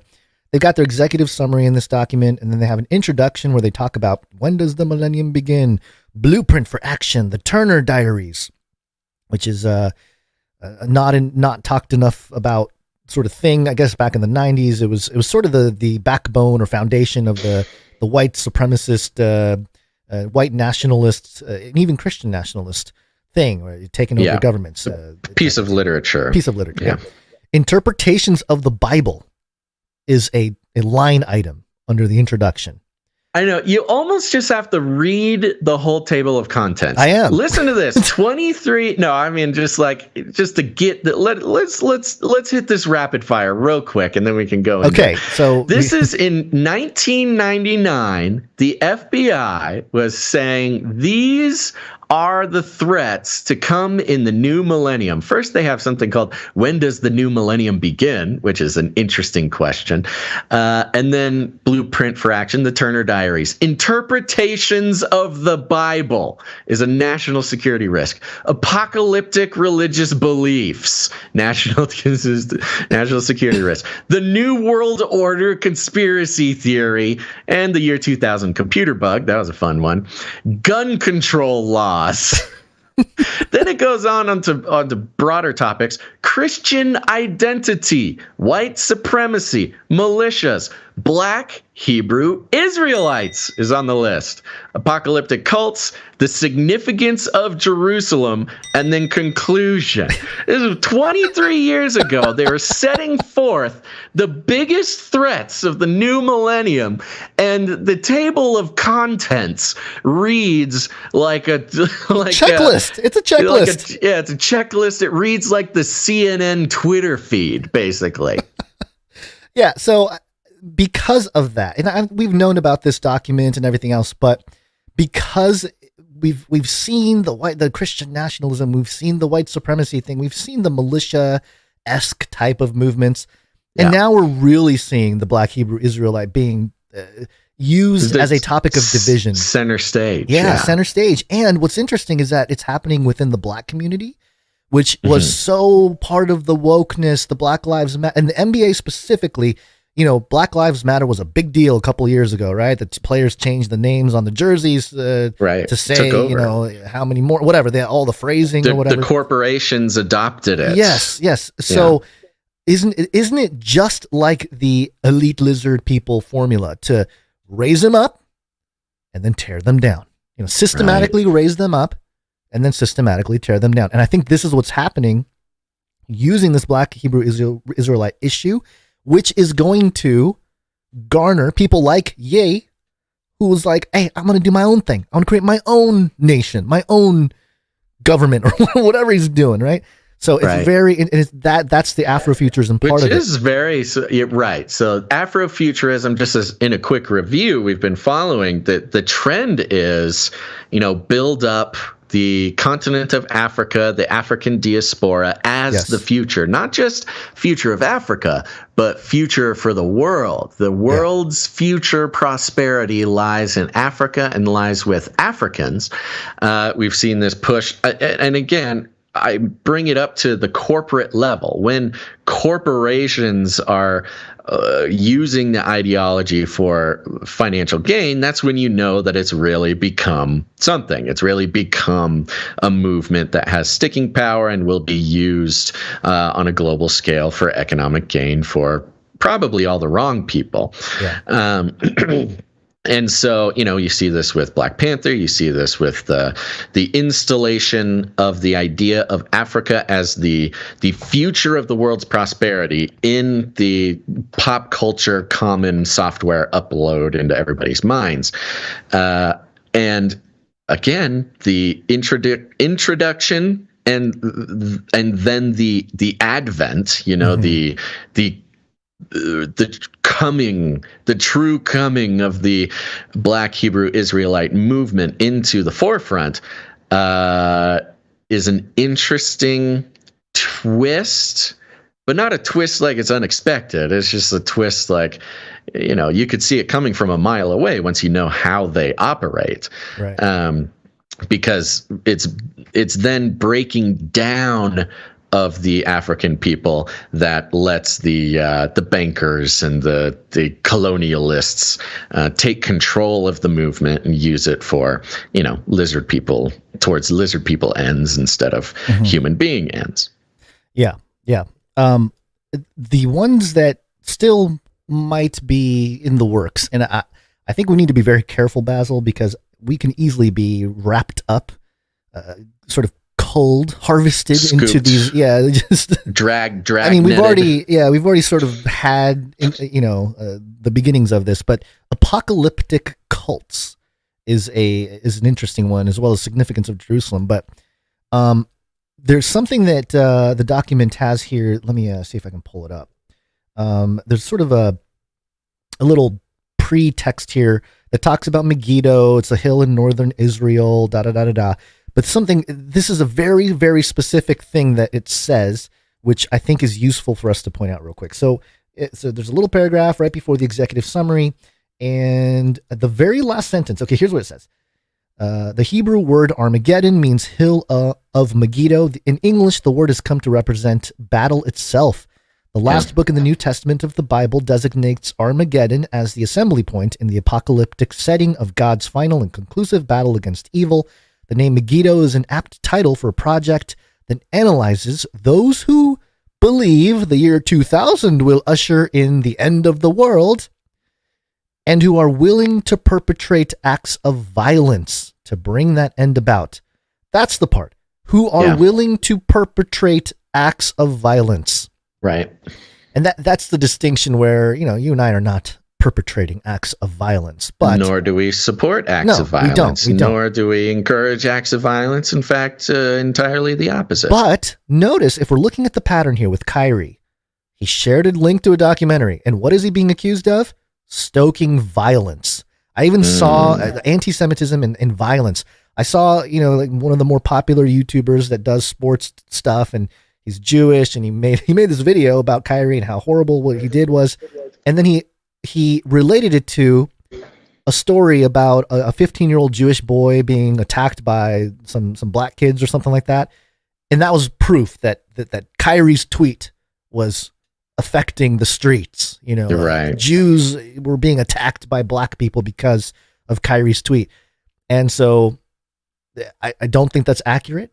Yeah, but it's one of those ways where the controllers are very good at shaping the narrative. Yeah, it's more about the narrative. I mean, that is a narrative. That's not data. That's not, I mean, I don't know what the data is, but that particular example is not data. It's a narrative. You're telling a story rather than looking at actual data. Right. So anyway, I wanted to bring up the talk bit because a lot of people are discussing this issue. I know people have asked us what we think about it and stuff. So that's what comes to mind for me was that whole document, the Megiddo papers by the FBI. Yeah.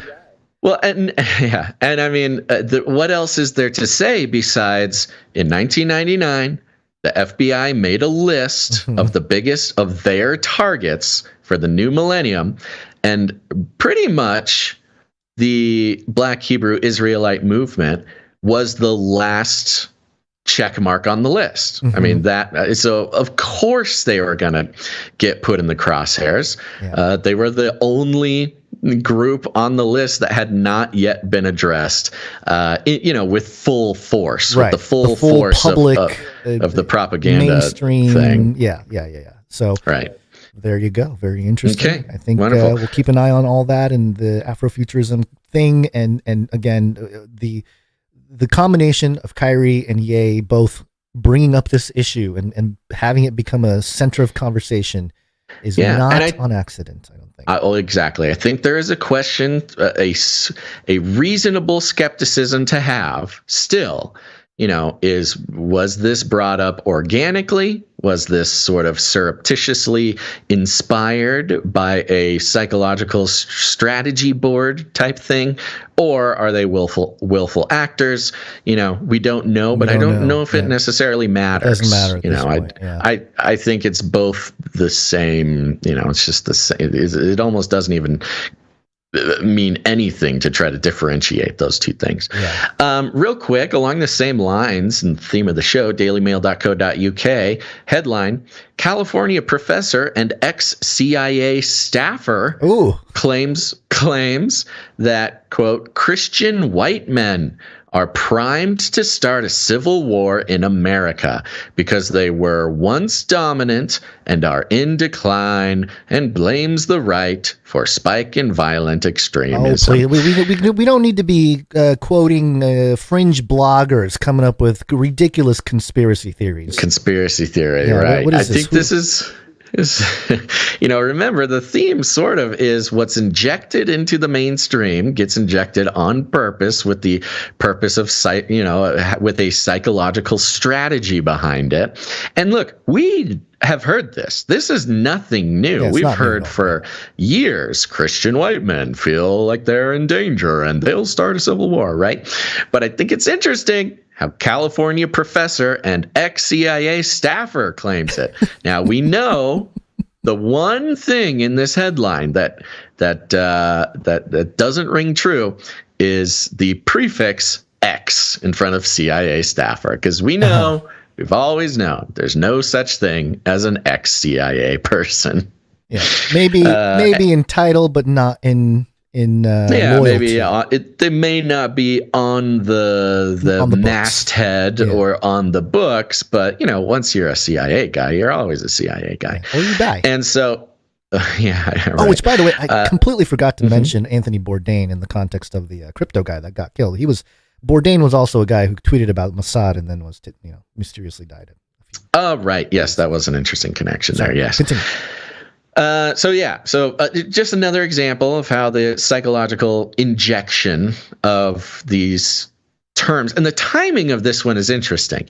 In the middle of the demonization of the Black Hebrew Israelite thing, we have the CIA injecting again the danger of white Christian white men, and I think it's an interesting. You put them together side by side and just take for a moment that they're not competing with one another. You have the Black Hebrew Israelite movement and Christian white men, and these are the dangerous ones. Also in connection to the list of threats against politicians, it's so dangerous to be a politician these days. You put these things together, and it's really a wonderful smorgasbord of fear that there's a little something for everybody. Doesn't matter your class. I think the politicians in danger one is more about class. Even if you're an elite, even if you think of yourself as a rich person, even if you think of yourself as important to society, you're in danger. And then of course you got the Christian white men, you've got the BHI, and it stands to be noted that the BHI is predominantly men, black men. Yeah. I mean, that's just sort of by the numbers. Both, by the data and anecdotally. Yeah, right. Not seeing a whole lot of female BHI vocal people. They're out there, but it's interesting because the way that it was sort of presented through 2020 through now, a little bit less now, but mainly in 2020, was that black women are the Marxist radicals, the Black Lives Matter, that kind of stuff. A couple years of reporting sort of set up black women as Marxists. Now black men are, religious radicals. White men, of course, religious radicals. Trying to think about white women. What are they doing? Is this all just to scare white women? What's going on? Anyways, the CIA making sure that the message gets injected into the public here over there in California. Civil war about to come. Watch out. Well, white guys are dangerous. What's funny too is that the groups which were once in power, ethnic and religious groups who were once in power. I mean, I guess, but even that, as we showed with the Psychological Strategy Board, was the construct of their own intelligence apparatus. Right. This alleged ethnic and religious powerhouse that is the white Christian is, I don't know. It is the teardown of its own self. It's the reset happening in the sense of, they build it, they tear it down to their liking, and then so they can rebuild it again. It's the ebb and flow of the I don't know, the spiritual. Yes, it works every time. Yeah. Kira OC in the chat made a wonderful point. Okay. So you've got the white Christian man, danger. BHI men, danger. Marxist black women, dangerous. Then you've got white women. What's their deal? Karens. Yeah. Remember Karens? Yep. So don't worry, everybody. You just got to be afraid of everybody. And the only people you can trust and that you should listen to is your government. So go ahead and do that. Remember, make sure to sign up for the newsletter over at canarycry.party, because we sent out the email for this episode. We put all the art in there. We put a bunch of good stuff in there, but we also put all the sources in there for every episode. And we got a link there that explains the Psychological Strategy Board. It's just the Wikipedia. I highly recommend everybody go check out Psychological Strategy Board on Wikipedia. It'll tell you everything you need to know. Okay. Doing good time. Yeah. Shall we continue? Let's continue. Okay. Break.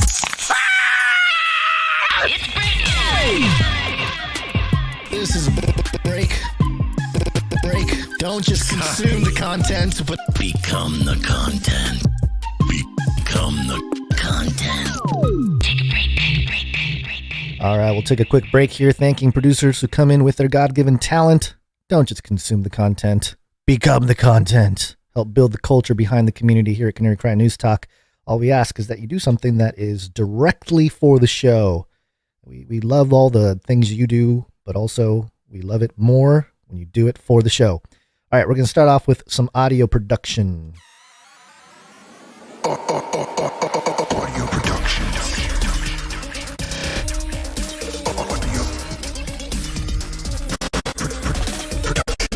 All right, we're still going through the Brother G's list. I'm starting to lose track of which ones we've done and which ones we haven't. So if you've heard some of these, Basil, let me know. I'll pick another one. No spreadsheet, huh? No spreadsheet. AI Mars. Okay. Oh, come on. Is this going to do the thing again where it doesn't work? It does it every time. You got to expect it. I know. All right. Well, let's try it again. AI Mars. Oh, come on, brother G. Hello. That's a good one. I am Vega, the sentient intelligence assigned to Mars. Oh. Fun. Yeah. Okay. I don't know what that's from. Never heard that before. What about Alex Jones, Canary in the Coal Mine? Did we do that one already? I feel like we've done it. Yeah, probably, but it's always good to hear again. The Canary in the Coal Mine. There you go. Nice little clip. Talking about us.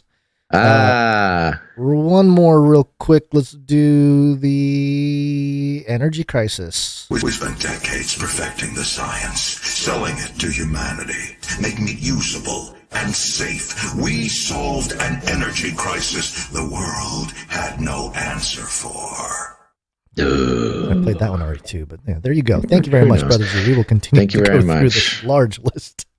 Audience, somebody remind me, send an email. Somebody remind me to make all these clips available to the Jingle Boys and girls. Yes. Thank you to Andreas for reminding me to listen to Bong Thoughts by Chris Shilzilla. I did listen to a few episodes. It's a bad show.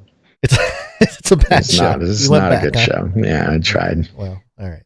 All right, let's move on to some art production. One art, please. Kick it off with Dame Allie of the Skillet Nation. One art, please. Another one from Allie now. Here it is. And there's no haiku to go with today's art piece, but okay. No, you're right. Okay. Sorry. But it has to do with the U.S. Defense Secretary Lloyd Austin and South Korean Defense Minister Lee Jong-sup held a joint briefing on Thursday amid North Korea's latest missile tests, which included launching an intercontinental ballistic missile. South Korea's military said the ICBM launch, quote, is presumed to have ended in failure. Yeah. And this, makes sense. Looking at it? Yep. Yeah, I'm looking at it now. Jong-sup. We got Lee Jong-sup here. I've never seen this man before. Sup, bro? I wonder if he gets that from Americans when they meet him. Sup, man? I imagine he hasn't met any Americans. He's got a very square jaw. He looks very determined to blow up the world. Did you not hear that the Defense Secretary Lloyd Austin and this guy had a joint briefing? Did not actually hear that. Okay, well, that's Skype what connection broke up. That's what happened. So yeah, maybe Lloyd Austin was like, "Sup, man?" Yeah, probably not. Yeah, hopefully not. Yeah, that's what I would have done. Yeah, that's why you're not the security guy. Thank you very much, Dame Allie. Wonderfully done here. And remember, people can take a look at this on our social media tomorrow, or you'll get it in your newsletter. Mm-hmm. Do you want to describe this, or are you not looking at it? Oh, I don't know what there is to describe. As a North Korean man, very square jaw, big ears, lizard eyeballs, beautiful, full head of hair. Let's be accurate about it. It's a South Korean defense minister, not North Korean. He met with the U.S. Defense Secretary to discuss North Korea. So Got it. Oh, okay, that's why I was That's confused. why he's got the lizard eyes. That's why I was confused. Yeah. Okay. So there you go. Thank you very much, Dame Allie. Thank you, Dame Allie. Next up, we have Sir Dove, Knight of Rust Belt. One art piece from Dove. And he has a note here that says, "Peace. I heard Basil's request for updated sticker designs a couple weeks back, so I thought I'd send you in some more things that could be used for supply drop items." Huzzah! Yeah, and for today's art, I made a logo for all us Canarians out there in Appalachia. Ooh. Hope you guys like it. Keep doing what you do, and keep doing what you do, and I'll keep praying for you. Dove, thank you, Dove. Thank you, Dove. And we've got a beautiful sticker design here that will get sent to the printers. I like it. The Appalachian Canarian seal of approval here. We've got a circular sort of seal looking sticker design here. Around the edge, it says, "Your canary in a coal mine. Canary Cry News Talk," with some little shovel and pickaxe crossed against each other there. Then you've got a cute little derpy-eyed coal mining canary. He's got his working man clothes on, his little sort of, I'm going to say those are some Carhartt lederhosen. He's got his hard hat on with his headlamp, and he's covered in black coal dust. Hopefully he doesn't get the black lung there, Pops. And then on his helmet, he's got some stickers. He's got some Canary Cry stickers, some existing ones on his helmet, which is a great place to place this sticker if you are a Appalachian coal mining canary. You've got the Nephilim Penguins hockey team sticker, and you've got the War-Hardened Goblin sticker. Right. Yeah, very good. This guy's he's a troublemaker. Might as well just cover that thing in tinfoil. Of course, this canary, the background is a coal mine. He's in a coal mine. Very well done. Thank you very much, Sir Dove. Thank you to both of our visual artists today for helping me test our new Canary Cry Artists portal. Yes. It is still in beta test. It's going pretty good, though. No big problems. So we will be shifting over to a Canary Cry Artist upload portal instead of the email system that we've been on for so many years. We may wonder how we ever pulled off this whole thing without some kind of organized portal. Yeah. Well, I mean, the email system works fine, but it was not easy. It was not easy, and lots of issues associated with it. But thank you very much, Sir Dove. Thank you, Sir Dove. All right, we also got one from Dame Miss G. Oh, did we? Yes, we okay. did. Of the OV. I missed that one. Okay. Yeah, she has a note here. It says, "Hello, Basil and Gons. I created another hand-lettered Bible art for the show. I liked how this one turned out. Matthew 24:7. For nation will rise against nation and kingdom against kingdom, and there will be famines and earthquakes in various places. The lines at the bottom is supposed to be a seismograph or an earthquake. I hope that's recognizable." It is. We can see it.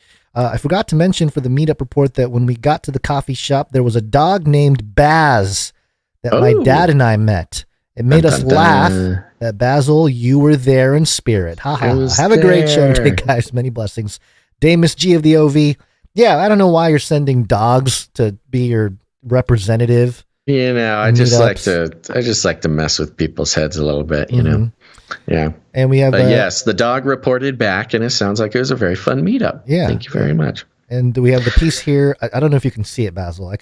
I'm just loading it up in the Proton Mail. It's going a little slow, but yeah, it's got the Matthew 24:7 at the top there. For nation will rise against nation and kingdom against kingdom, and there will be famines and earthquakes with the seismograph thing there, and all a very fancy font, various fonts actually, earthquakes in various places, and then it's beautiful font artwork. Thank you very much. Very good. You know, this is the kind of stuff, Miss G. You need to put this on T-shirts. You can sell these. Just have your own scripture business T-shirt thing going. This is all very well done, and you can definitely throw it in Illustrator or something and make it happen. So it would look good. Yeah, fantastic. Okay, guys, I've got my artificial intelligent art for today's episode. You ready to see it? I do see it, and I am disturbed. Yes. Well, there you go. This is what the AI thinks of the prompt. The prompt, I walked it through much fewer instructions than last time, so I'm kind of getting a little better, less sort of obsessed with controlling it and more, letting it free, letting it out of its cage. Right. I've got some more tools. I know how to communicate with the AI a little bit better, and this was very interesting. The prompt, of course, mind control intensifies, New World Disorder, Kyrie and Ye's Afrofuturism, violent security state, Megiddo checklist. And here we have a very interesting piece of art. They've got, it's sort of in a vaporwave color palette, which I did not actually tell it to do it this time. I think all the cover art is... Yeah. Well, that's kind of been our cover art, has been to do the vaporwave, but I did not have to tell it to do it this time. It automatically sort of got it from the prompt. So there you go. And what we have here is we have an African-American man or woman, it's a little unclear, standing in an orange suit, which I think is interesting because orange, yes, is like the prison colors, jumpsuit, right? But it's, this African-American person is wearing a suit, like a Western business suit. So you've got sort of a prisoner being dressed up like a member of an elite class, maybe. There is a little microphone coming up. Is that what that is? I thought it was a fist of some kind. I think it's a microphone. I'm kind of zoomed in on it, but it is a little unclear. But I believe it's a microphone coming up through the middle there. So you've got the idea of like a prisoner elite class with a microphone. I think is very pertinent to both Kyrie and Kanye. And then you've got the face of the African-American person here has adorned with some what kind of are reminiscent of like traditional African jewelry, like nose piercings, big ear piercing type of thing. I mean, obviously not saying that this is culturally accurate. You have seen this on pictures of sort of native African peoples. But then the top half of the African person's face, you've got sort of a glowing visor, sort of almost giving the impression of like they're blindfolded by technology. And in the center, almost like a VR type of thing, but very futuristic looking. But in the center of this blindfold visor is one eyeball. One eyeball in the very center, of course, giving a sort of Illuminati type of thing, blindfolding the prisoner elite African person. And then coming off of that visor is beams of light. So either it's beaming out or perhaps things are beaming in to Looks like a crown. The visor. Yeah, a bit of a crown, bit of a maybe wires or data going in. And then above that, at the very top, you've got an interesting shape made of glowing neon orange stuff. It's kind of like an upside-down trapezoid, but open. An open upside-down trapezoid. Some might interpret horns or something floating above this person, but of the same materia as the visor and the data, beams and things like that. And above that is just sort of an amorphous glowing orb. I think it's very, very compelling interpretation by the AI of what this episode is about. I think it's usable. So there you go. Well, we didn't do anything with the other art, did we? We put it in the show notes of the website. Yeah, maybe we need to get Miss G or Dame Miss G to put this on the art post for social or something. Can I start putting sanctions on the AI? I'm having fun. You don't think that this is? You don't think this is? No, it's fine. Useful? It's fine now. It's innocent. It's fine. What do you mean sanctions? I'm trying to save you some work, Gons. I know, but also, yes. Okay. All right. Sure. Either way. If the people prefer the robot. No, I want to know the sanctions. And I'll just let the robot take over everything. Might as well take over everything. I hear you. What is so this is my question for you. Mm-hmm.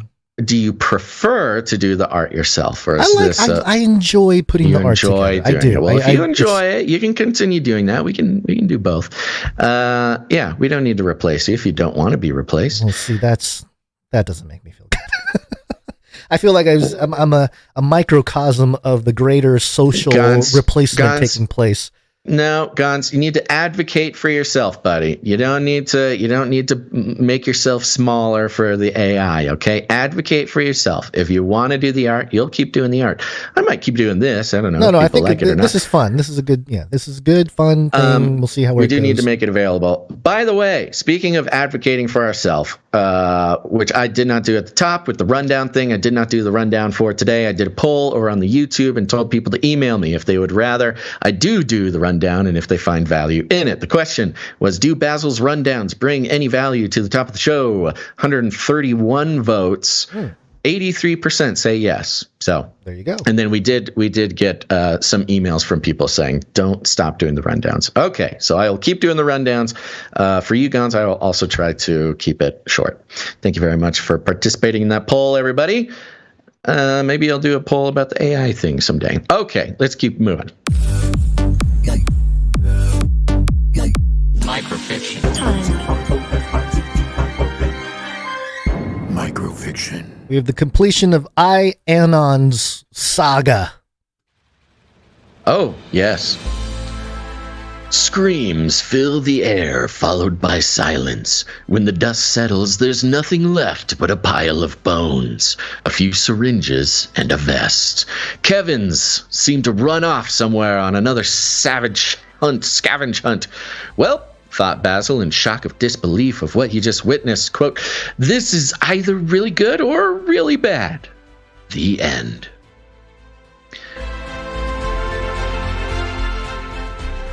The Kevins in my post-apocalyptic bunker outside of bunker exploration, where I was being hunted by some vaccine monsters. The Kevins, the emus that came out, they survived. I think some inspiration from this was the little sort of spooky hint that I gave a little while back about me thinking the emus are sort of carnivorous, some part carnivore getting developed in these security emus. And this was a little too close to home there. Ianon, thank you very much for doing that. Or immortalizing my fears in the microfiction of the show. I noticed the Runk Smash one got deleted. Oh, got deleted. We did have. I thought it yes, was well, he sent in two. We oh, had that's one. right. We had, okay, I'm sorry. Right. I'm sorry. Don't Runk worry. Smash. I got. Yes, let me look. I can pull it up here in a. Yeah, if you could, because I'm having a hard time tracking it down. I just did. It's because I'm.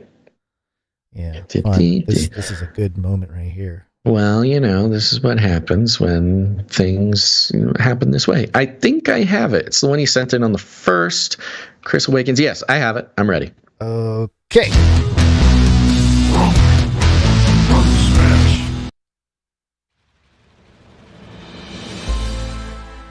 A woman comes out of a back room when she hears the broken glass. "Oh, you should be laying still," she says warmly, and guides him back to the futon. "I'm Time. I see you met Junior. We're the ones that stopped the Octo Dog and pulled you out."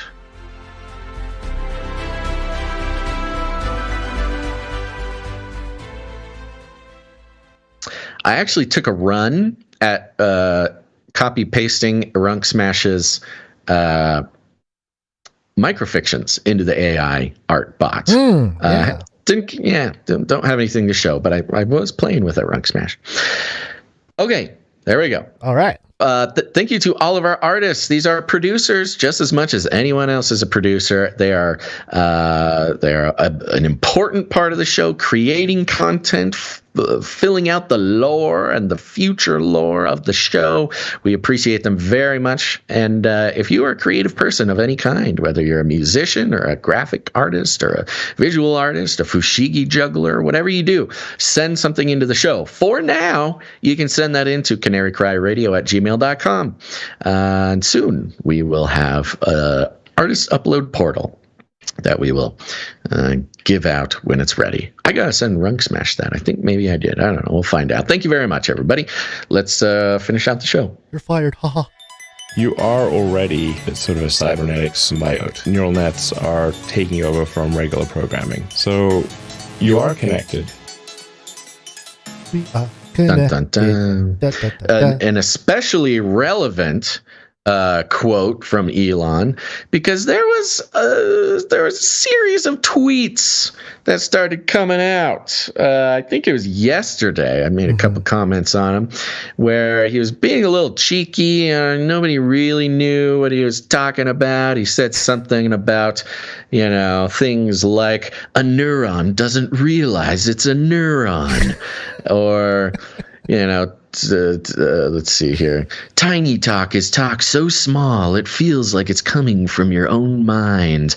Just some sort of cryptic, weird little tweets there. Yeah. And sort of culminated in another interesting tweet that follows some things we've been observing about Elon. Do you want to tell us about it? Yeah, dailystart.co.uk had the headline here. Musk says Twitter is giant cybernetic superintelligence with room for improvement.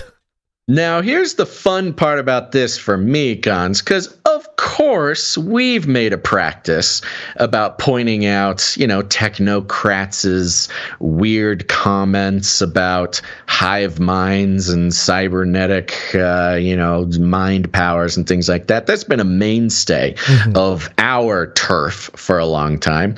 But now the mainstream media is getting in on it. So this is fun. Just another example of how no matter what happens to us, Gons, we can rest easy knowing that in some weird way, the elite media conglomeration of propagandists and profit-seeking motives thought we were onto something.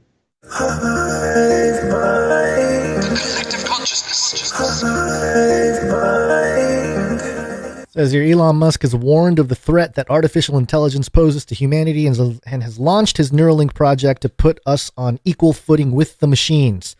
And they don't mention how he literally said it's invoking demons or something or summoning demons or something. To Lots of different technocrats have talked about this, Elon being one. But the SpaceX boss has seen another way that humanity might use its collective brain power to match the capabilities of AI. Twitter! Yay.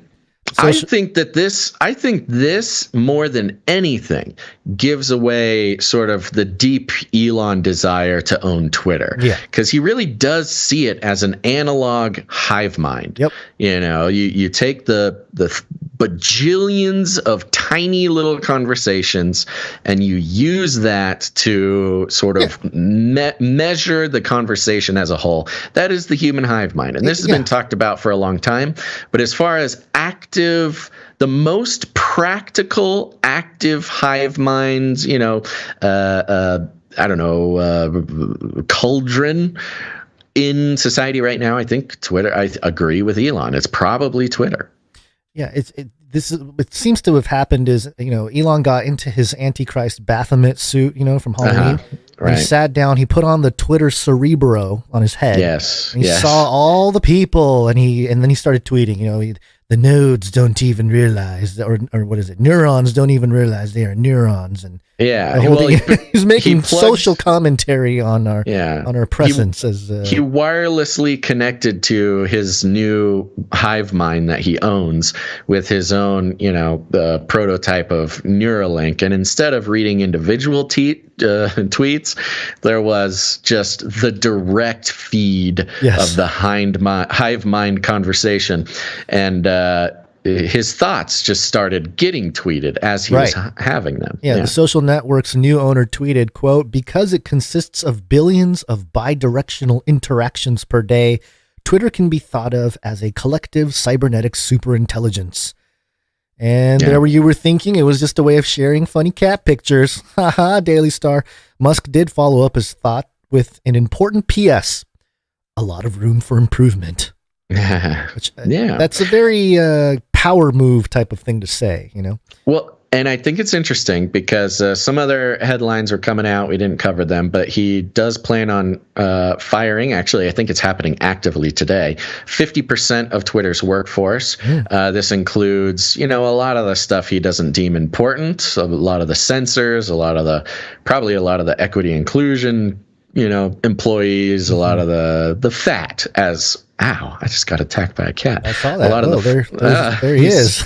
Okay, we got a cat joining the stream here. This is good. Hello, Monty. Hello, Monty. Hello, Monty. This is Monty 3. He has a cute little bow tie that he's wearing right now. Can we see that on the thing?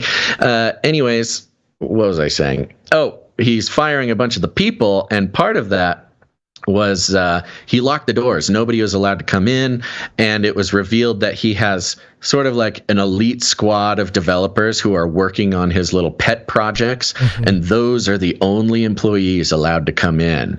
And I could imagine that he would want an empty building to allow his little, his team of hive mind enthusiasts to maybe come make some installations, come make some changes to the code, come, work on his hive mind,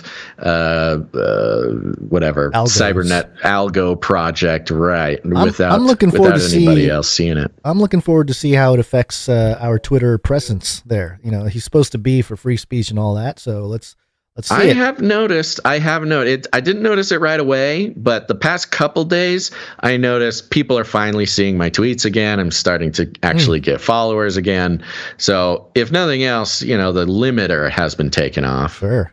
The Daily Star continues. However, the Tesla founder does seem to think that Twitter could be used as a collective, quote unquote, hive mind. They actually say it in this Daily Star article.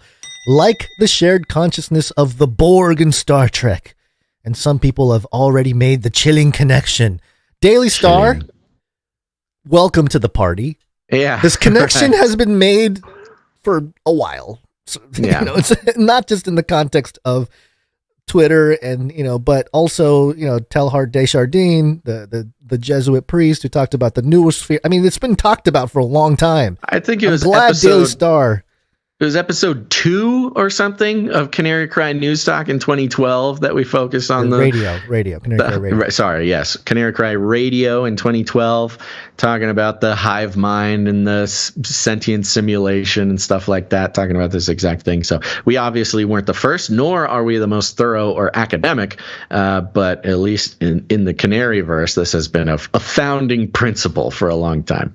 One unimpressed Twitter user replied to Musk's collective cybernetic superintelligence tweet saying, otherwise known as the dystopian everything app that will control every aspect of people's lives. Yeah. And I do want to put out there, a lot of people, we've talked about it before, but just as a reminder, what does this mean for Twitter? What's the plan? What's the big evil plan? Remember, he's very passionate about verifying identity, to de-anonymizing Twitter is his number one thing. And remember, there's a big conversation about the blue check mark and the $8 he wants to charge for the blue check mark. Yeah. The blue check mark, the real purpose, at least the stated technical purpose, is to prove that whoever is tweeting is actually the real person who is tweeting. It's verifying their identity. And making the blue check mark available to anyone who wants to pay $8 is devaluing the king-making power. But not even that. It's not even the king-making power, because it's only us who considered it king-making. Right. What it really is verification. So if you want the blue check mark, you pay the $8, but you also have to verify who you are. You got to send in your driver's license. You have to prove it is literally digital ID built into Twitter, hidden in the Trojan horse of the $8 for a blue check mark. Everybody can have one. So that's how it fits into the broader beast system, if you will, that we've been talking about for a while. So he's on track to trick every Twitter user into verifying their identity, having a digital ID of them at least held in the hands of the technocrat who wants to use you as a sort of hive mind, supercomputer thing. Yeah, which, by the way, we mentioned Kyrie earlier. Kyrie is a blue check mark, and there was a lot of conversations about, when blue check marks tweet something, you have to pay attention to what you're doing, because whatever you do might be taken as an endorsement, that kind of thing. It's funny. I believe it was Newsweek. Oh, I don't want to get it wrong, though. It was, The Independent. So the independent.co.uk, owned, operated by the son of a KGB agent and a Saudi prince. Yep. They tweeted, having a blue check mark will soon be, this is not exactly what it is, but I don't have it in front of me. I'm just paraphrasing. Having a blue check mark will be like wearing a MAGA hat. Oh my gosh. And the hilarious part is the independent.co.uk's Twitter account is verified. They have the blue check mark. Hey. So can you uncheck mark yourself? That's a good question. I have no idea. I don't have a blue check mark. We'll find out, because it says here, however, the article continues, the global mind will have to do without some celebrity brain cells.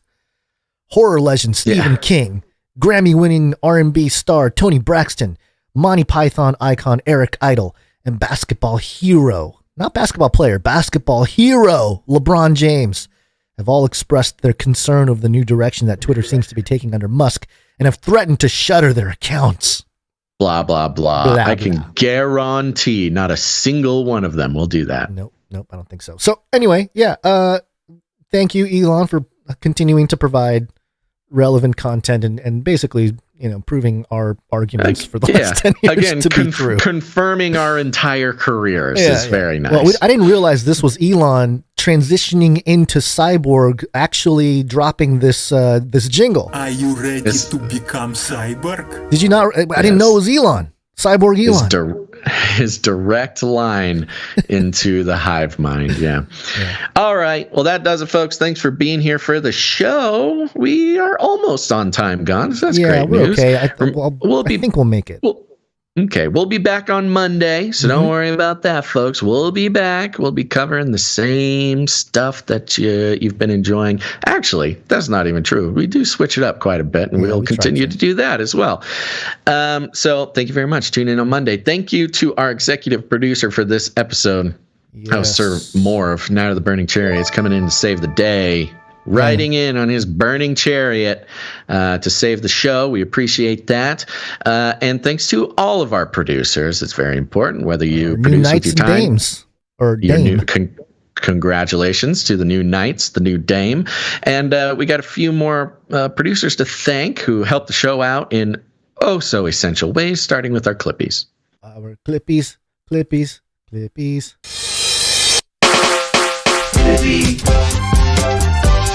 Clipping all those videos. Thanks. That's right. Our Clippies, they clip the show. They manage the Canary Cry Clips channel. We appreciate them very much. Thank you to Emsworth and Faye Liverin for doing that. Go check out the Canary Cry Clips channel while you're at it. And that wouldn't even be possible if it weren't for the timestampers. It's hard work.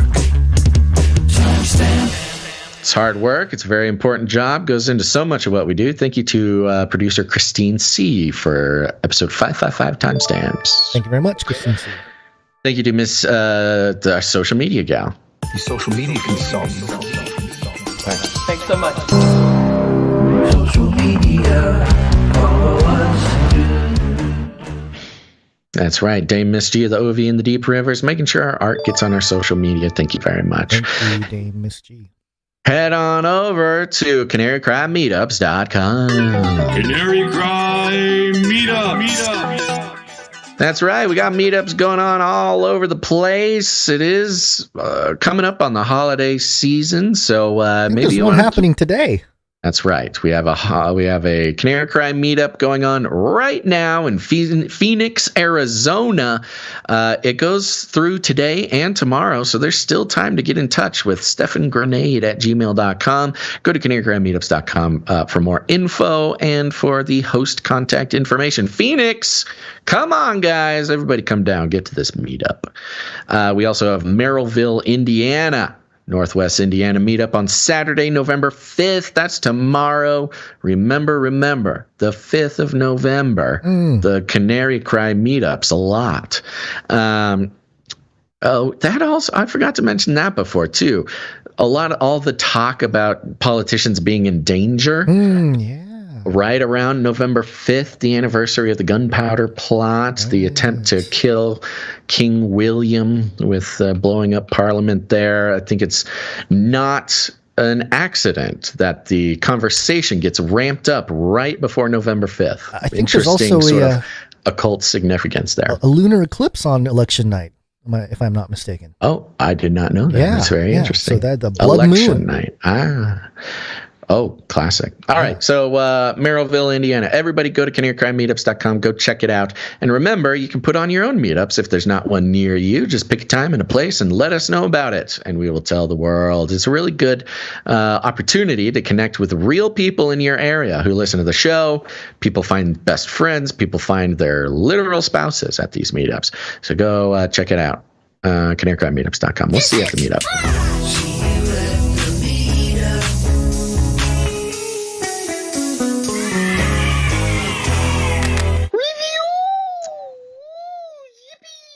Reviews. Go leave us reviews on Apple Podcasts. It's extraordinarily important to the health of the show. I know every podcast is asking for it, but our podcast is the most important podcast and thus deserves leaving ratings and reviews. So please do it. And most of you are on Apple Podcasts already. If you don't take 60 seconds to leave a rating and a review on Apple Podcasts, you're just hurting me for no reason. I want to thank I Hate This Part, 5 stars. Razzle Dazzle and the Cabana Boy. This dynamic duo deconstructs corporate media with a biblical lens. They are witty, funny, and their producers are unparalleled. That's you guys. You will come for the news, but stay for the fellowship of like-minded believers. Also helpful at the meetups.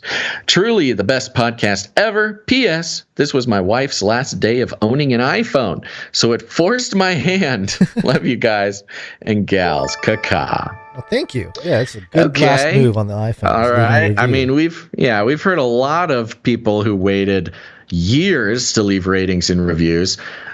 This is definitely waiting till the very last second. So thank you very much. I hate this part. I appreciate it. You should contact all the spouses or family or friends of the people who listen to the show, and then tell them to threaten the people to they're taking away their iPhones. And they will be forced to leave a rating and a review. Sure. If you could follow that line of logic that Gon's just laid out now, go do it.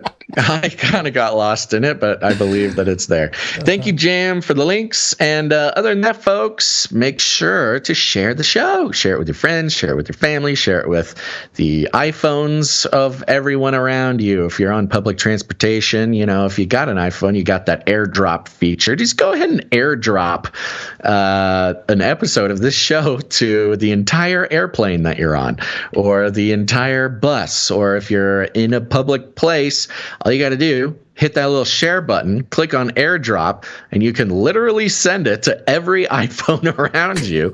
They will have to agree to it, and very few people do that, but that's one way of sharing the show. I'm making this one quick because we got to get out of here. That's just one way to do it. You don't have to do it that way, but however you can decide to share the show.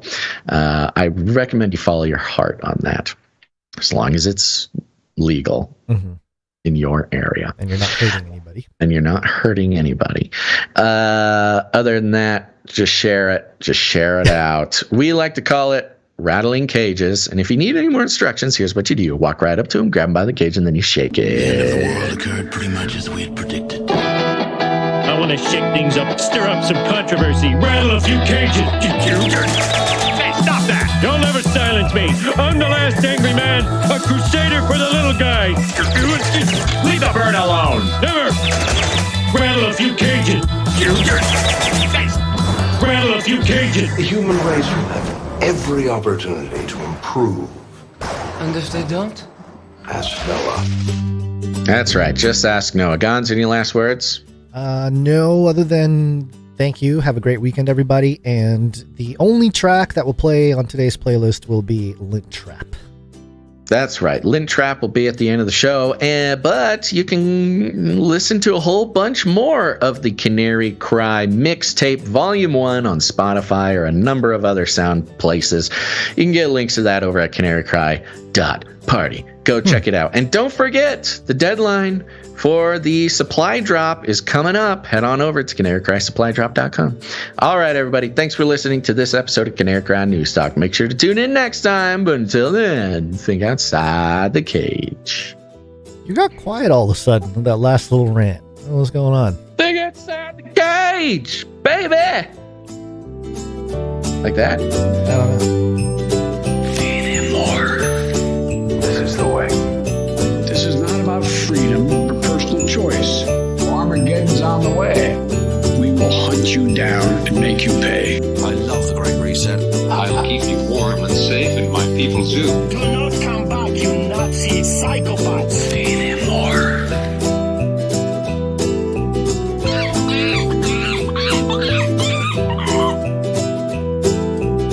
This is the way. Remember, reality is an illusion. The universe is a hologram. Buy gold. Buy! Can I tell you a sort of a twisted pleasure that I have? It's okay.